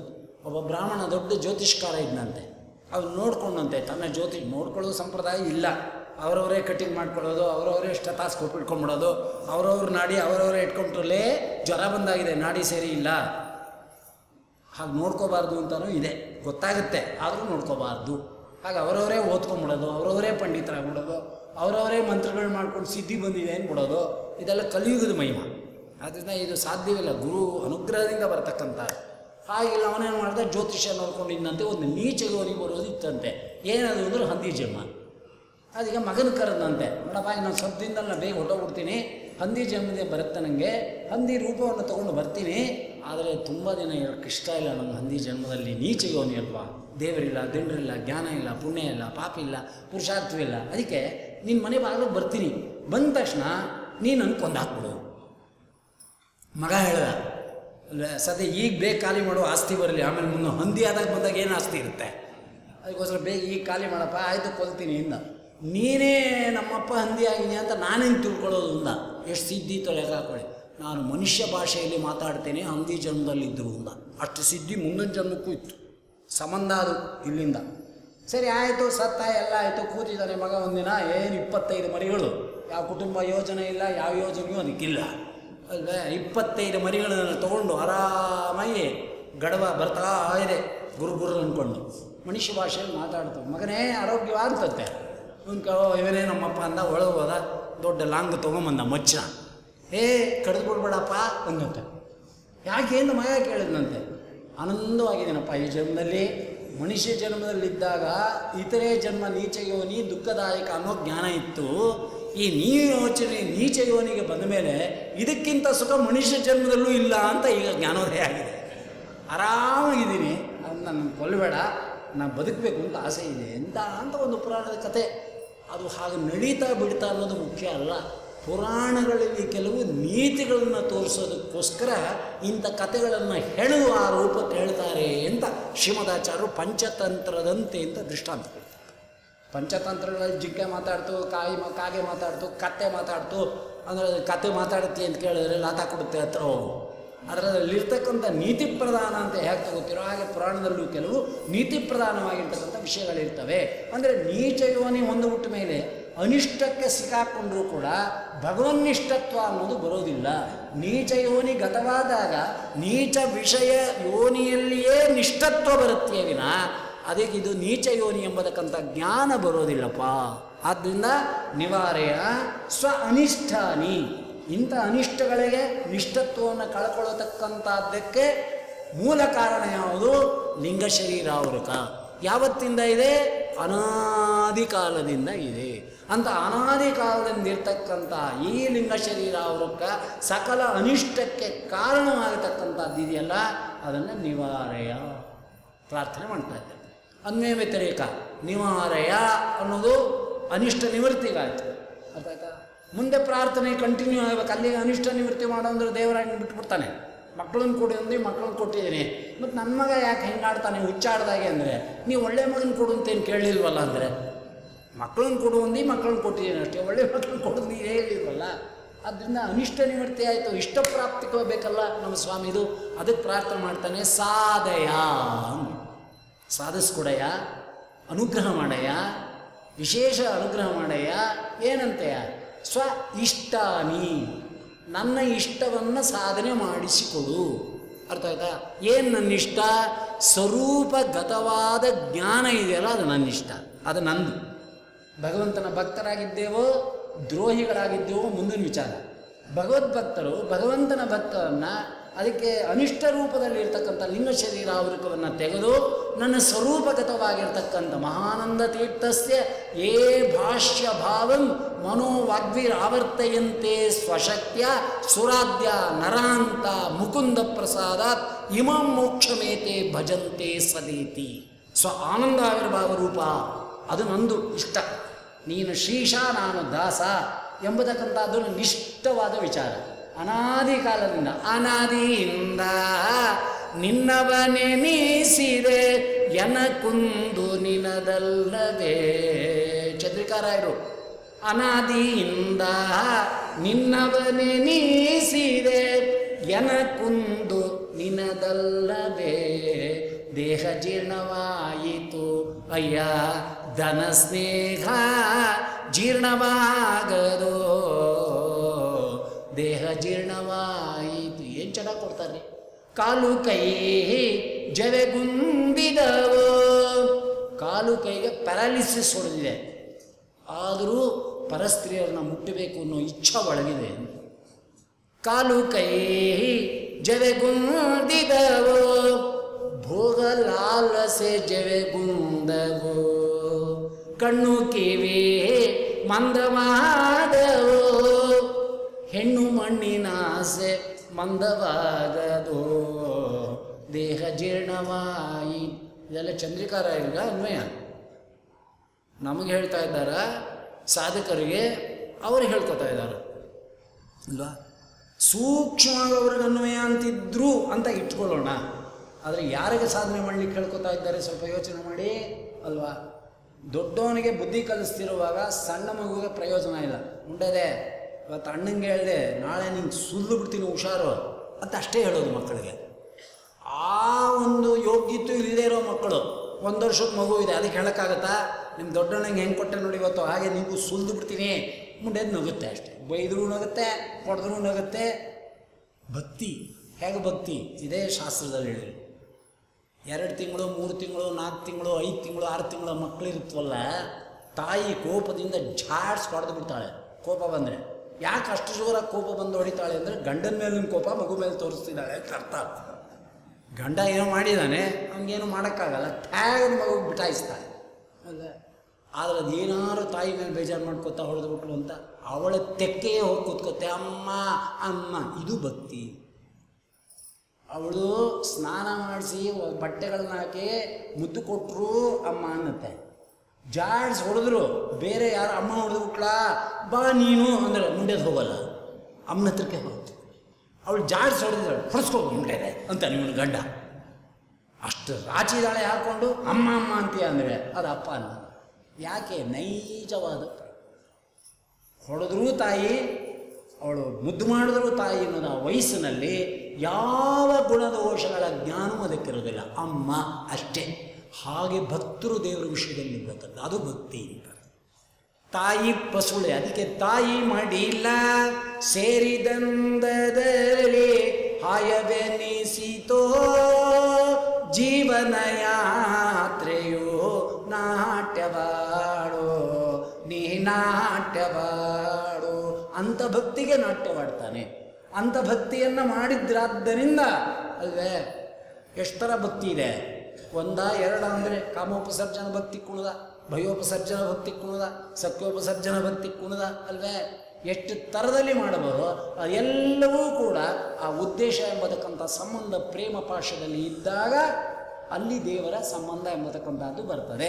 ಆದ್ದರಿಂದ ಸ್ವರೂಪದ ಸಂಬಂಧವನ್ನು ತಗೋಬೇಕಾದರೆ ಈ ಆವೃಕವನ್ನು ಕಳ್ಕೊಂಡು ನಿಶ್ಚಲ ನಿರೂಢವಾದಂಥ ತನ್ನದೇ ಆದಂಥ ಜ್ಞಾನ ಇದೆಯಲ್ಲ, ಆ ಸುಖವನ್ನು ಪಡಿಬೇಕಾದ್ರೆ ಅದು ದೇವರು ಕೊಡಬೇಕು, ಪ್ರಾರ್ಥನೆ ಮಾಡಬೇಕು, ಲಿಂಗ ಶರೀರ ಭಂಗ ಮಾಡಿ ಸ್ವರೂಪಾನಂದಾವಿರ್ಭಾವವನ್ನು ತಂದು ಕೊಡ್ತಾನೆ.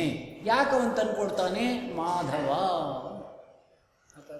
ಸಾಧೇಷ್ಟಾನಿ ಮಾಧವ. ವೆಂಕಟ ಪರ್ವತಕ್ಕೆ ನಾಯಕನಾದ ಈ ಮಾಧವ. ಅದ್ಯಾಕೆ ವೆಂಕಟೇಶ ಅನ್ಲಿಲ್ಲ ಮಾಧವ ಅಂದ್ಬಿಟ್ರು ಅಂದರೆ, ನ ವಿದ್ಯತೆ ದವಃ ಸ್ವಾಮಿ ಯಸ್ಯ ಸಹ ಮಾಧವ. ಯಾರಿಗೆ ಅವನಿಗೆ ಯಜಮಾನ್ಯೇ ಇಲ್ಲವೋ ಅಲ್ವೇ ಅವನು ಮಾಧವ. ಅವನಿಗೆ ಹೇಳೋರು ಕೇಳೋರು ಯಾರೂ ಇಲ್ಲ ಅವನು ಅಲ್ವೇ. ನ ಬ್ರಹ್ಮ ನ ಶಂಕರ ವಾಸುದೇವೋ ವಾ ಇದಮಗ್ರಮಾಸೇತ್ ನಾರಾಯಣೋ ಸೋ ಪರಮೋ ವಿಚಿಂತ್ಯೋ ಮುಮುಕ್ಷುಭಿ ಕರ್ಮ ಪಾಶಾದ ಮುಷ್ಯಾತ್ ಯಸ್ಯ ಪ್ರಸಾದಾತ್ ಪರಮಾರ್ಥಿ ರೂಪಾಸ್ಮಾತ್ ಸಂಸಾರಾನ್ ಮುಚ್ಯತೆ ನ ಪರಿಣಾಮ್. ಭಿನ್ನೋ ಅಚಿಂತ್ಯೋ ಪರಮೋ ಜೀವ ಸಂಘಾತ್ ಭಿನ್ನಃ ಅಚಿಂತ್ಯಃ ಪರಮಃ ಜೀವಸಂಘಾತ್. ಜೀವರ ಸಂಘದಿಂದ ವಿಲಕ್ಷಣನಾಗಿರ್ತಕ್ಕಂಥವು. ಪರಹ ಪಾಲನ ಪೂರ್ಣಯೋ, ಪೂರ್ಣನಾಗಿದ್ದಾನೆ, ಸರ್ವೋತ್ತಮನಾಗಿದ್ದಾನೆ ಅಲ್ವಾ. ಪೂರ್ಣಜ್ಞ ಸರ್ವಕಾಮೋಪಿ ಶಿಷ್ಟಾಚಾರಾನುಶಿಕ್ಷಕ ರಾಘವೇಂದ್ರ ಸ್ವಾಮಿಗಳು ಬರೀತಾರೆ. ಹಾಗಿಲ್ಲಿ ಹೇಳ್ತಾ ಇದ್ದಾರೆ, ನವಿದ್ಯತೆ ದವ ಸ್ವಾಮಿ ಎಸ್ ಎಸ್. ಯಾರವನಾಗರೆ ಅಂದರೆ ಮಾಂದ್ರ ರಮ, ಅವರಿಗೆ ದವ ಮಾಧವ. ರಮಾಪತಿ, ರಮಾರಮಣ, ರಮಾಕಾಂತ, ಶ್ರೀನಿವಾಸ ಅನ್ನೋ ಅರ್ಥವನ್ನು ಕೊಡ್ತಾ ಇದ್ದಾರೆ. ಮಾಂದ್ರ ಶ್ರೀ ಅವರಿಗೆ ದವಾಸ್ವಾಮಿ ಅಂದರೆ ಶ್ರೀನಿವಾಸ. ಶ್ರೀಯನ್ನು ನಿವಾಸತ್ವೇನ ತನ್ನ ಹೃದಯದಲ್ಲಿ ಎದೆಯ ವಾಮಭಾಗದಲ್ಲಿ ಇಟ್ಕೊಂಡಿರ್ತಕ್ಕಂಥ ಶಿವತ್ಸಲಾಂಚನಾಗಿ ಅಂಥವನು ಶ್ರೀನಿವಾಸ ಅಂತ ಹೇಳ್ತಕ್ಕಂಥವರಾಗಿದ್ದಾರೆ. ನಾವು ಅಷ್ಟೇ ಮಾಧವರೇ ಕಲಿಯುಗದಲ್ಲಿ. ನವಿದ್ಯತೆ ದವಹ. ನಮ್ಗೆ ಹೇಳೋರಿಲ್ಲ, ಕೇಳೋರಿಲ್ಲ. ಅಪ್ಪ ಹೇಳಿದ್ರೆ ಕೇಳಲ್ಲ, ಅಮ್ಮ ಹೇಳಿದ್ರೆ ಕೇಳಲ್ಲ. ವಿಷ್ಣು ಭಕ್ತರಂತೂ ಮಾತಾಡೋವಾಗೇ ಇಲ್ಲ. ಎದುರು ಮನೆಯವರು ನೋಡ್ದ ಅಂದರೆ ಅವನೇ ಎದುರ್ಕೊಂಡು ನೋಡಿರುತ್ತೆ. ಇನ್ನೇ ಉಪದೇಶ ಮಾಡೋದು ಯಾರ ಮಾತು ಕೇಳಲ್ವಾದ್ದರಿಂದ ನಮಗೂ ಹೇಳೋರು ಕೇಳೋರು ಇಲ್ಲವಾದ್ದರಿಂದ ಕಲಿಯುಗದಲ್ಲಿ ಮಾಧವ ನಮಗೂ ಅನ್ವಯ ಆಗುತ್ತೆ ಅಂತ. ಆದ್ದರಿಂದ ಮಂಗಳ ಶ್ಲೋಕದಲ್ಲಿ ಜೀವರು ಅನಂತರು, ಜೀವ ಭಿನ್ನರು, ಜೀವ ವಿಲಕ್ಷಣ, ಜಡ ವಿಲಕ್ಷಣ, ಜೀವರಲ್ಲಿ ತಾರತಮ್ಯ ಇದೆ. ಬ್ರಹ್ಮರುದ್ರಾದಿ ದೇವತೆಗಳು ಯಾವತ್ತೂ ಭಗವಂತನ ಆಶ್ರಯಿಸಿಕೊಂಡಿರ್ತಾರೆ. ಅವರ ಮನಸ್ಸು ಬೇರೆ ಕಡೆ ಹೋಗೋದಿಲ್ಲ. ಪ್ರಾರ್ಥನೆ ಮಾಡ್ತಾರೆ ಅನಿಷ್ಟ ನಿವೃತ್ತಿಗೋಸ್ಕರ, ಇಷ್ಟ ಪ್ರಾಪ್ತಿಗೋಸ್ಕರ. ಅಂದರೆ ಏನಿದೆಯೋ ಅದೆಲ್ಲವೂ ಒಟ್ಟುಗೂಡಿರ್ತಕ್ಕಂಥ ಕಲ್ಯಾಣೋತ್ಸವ ಆಗಿರ್ತಕ್ಕಂಥ ವಿಷಯವೇ ನಮ್ಮ ಶ್ರೀನಿವಾಸನ ಕಲ್ಯಾಣ ಎಂಬತಕ್ಕಂಥದ್ದನ್ನು ನಾಳೆಯಿಂದ ಮುಖ್ಯ ಶ್ಲೋಕಗಳನ್ನ ಹೇಳ್ತಾ ಇವತ್ತೇನು ಮಂಗಳ ಶ್ಲೋಕದಲ್ಲಿ ಬಂತೋ ಅವುಗಳ ಆವೃತ್ತಿಯನ್ನು ಆ ಕಥಾರೂಪದಲ್ಲೇ ನಾವು ನೋಡ್ತಕ್ಕಂಥ ಒಂದು ವಿಲಕ್ಷಣವಾಗಿರ್ತಕ್ಕಂಥ ಅರ್ಥ ಅನುಸಂಧಾನವನ್ನು ಪ್ರಾಚೀನರು ಮಾಡಿದ್ದಾರೆ. ಆದ್ದರಿಂದ ಇದು ಕೇವಲ ಕಲ್ಯಾಣ ಮಹೋತ್ಸವ ಅಲ್ಲ, ಕಲ್ಯಾಣ ಮಹೋತ್ಸವದಂತೆ ಕಾಣುತ್ತೆ ಅಷ್ಟೇ. ಆದರೆ ಒಳಗೆ ಸಕಲ ಶಾಸ್ತ್ರಾರ್ಥವನ್ನು ಪ್ರತಿಪಾದನೆ ಮಾಡತಕ್ಕಂತಹ ಶಾಸ್ತ್ರದ ಸರ್ವಸಾರದ ಮೂರ್ತ ಸ್ವರೂಪನಾಗಿರ್ತಕ್ಕಂಥ ಭಗವಂತನ ಗುಣಮಹಾತ್ಮೆ ಎಂಬತಕ್ಕಂಥದ್ದನ್ನು ಈ ಕಲ್ಯಾಣ ಮಹೋತ್ಸವ ನಮಗೆ ಸಿದ್ಧಪಡಿಸುತ್ತೆ ಎಂಬತಕ್ಕಂಥ ರಸದೌತರಣವನ್ನು ಯಥಾಮತಿಯಾಗಿ ನಾಳೆಯಿಂದ ಪ್ರತಿಪಾದನೆ ಮಾಡಿದ್ದೇನೆ ಎಂಬಲ್ಲಿ ಇವತ್ತಿನ ಉಪನ್ಯಾಸವನ್ನು ಮುಗಿಸ್ತಾ ಇದ್ದೇನೆ. ಶ್ರೀಕೃಷ್ಣ.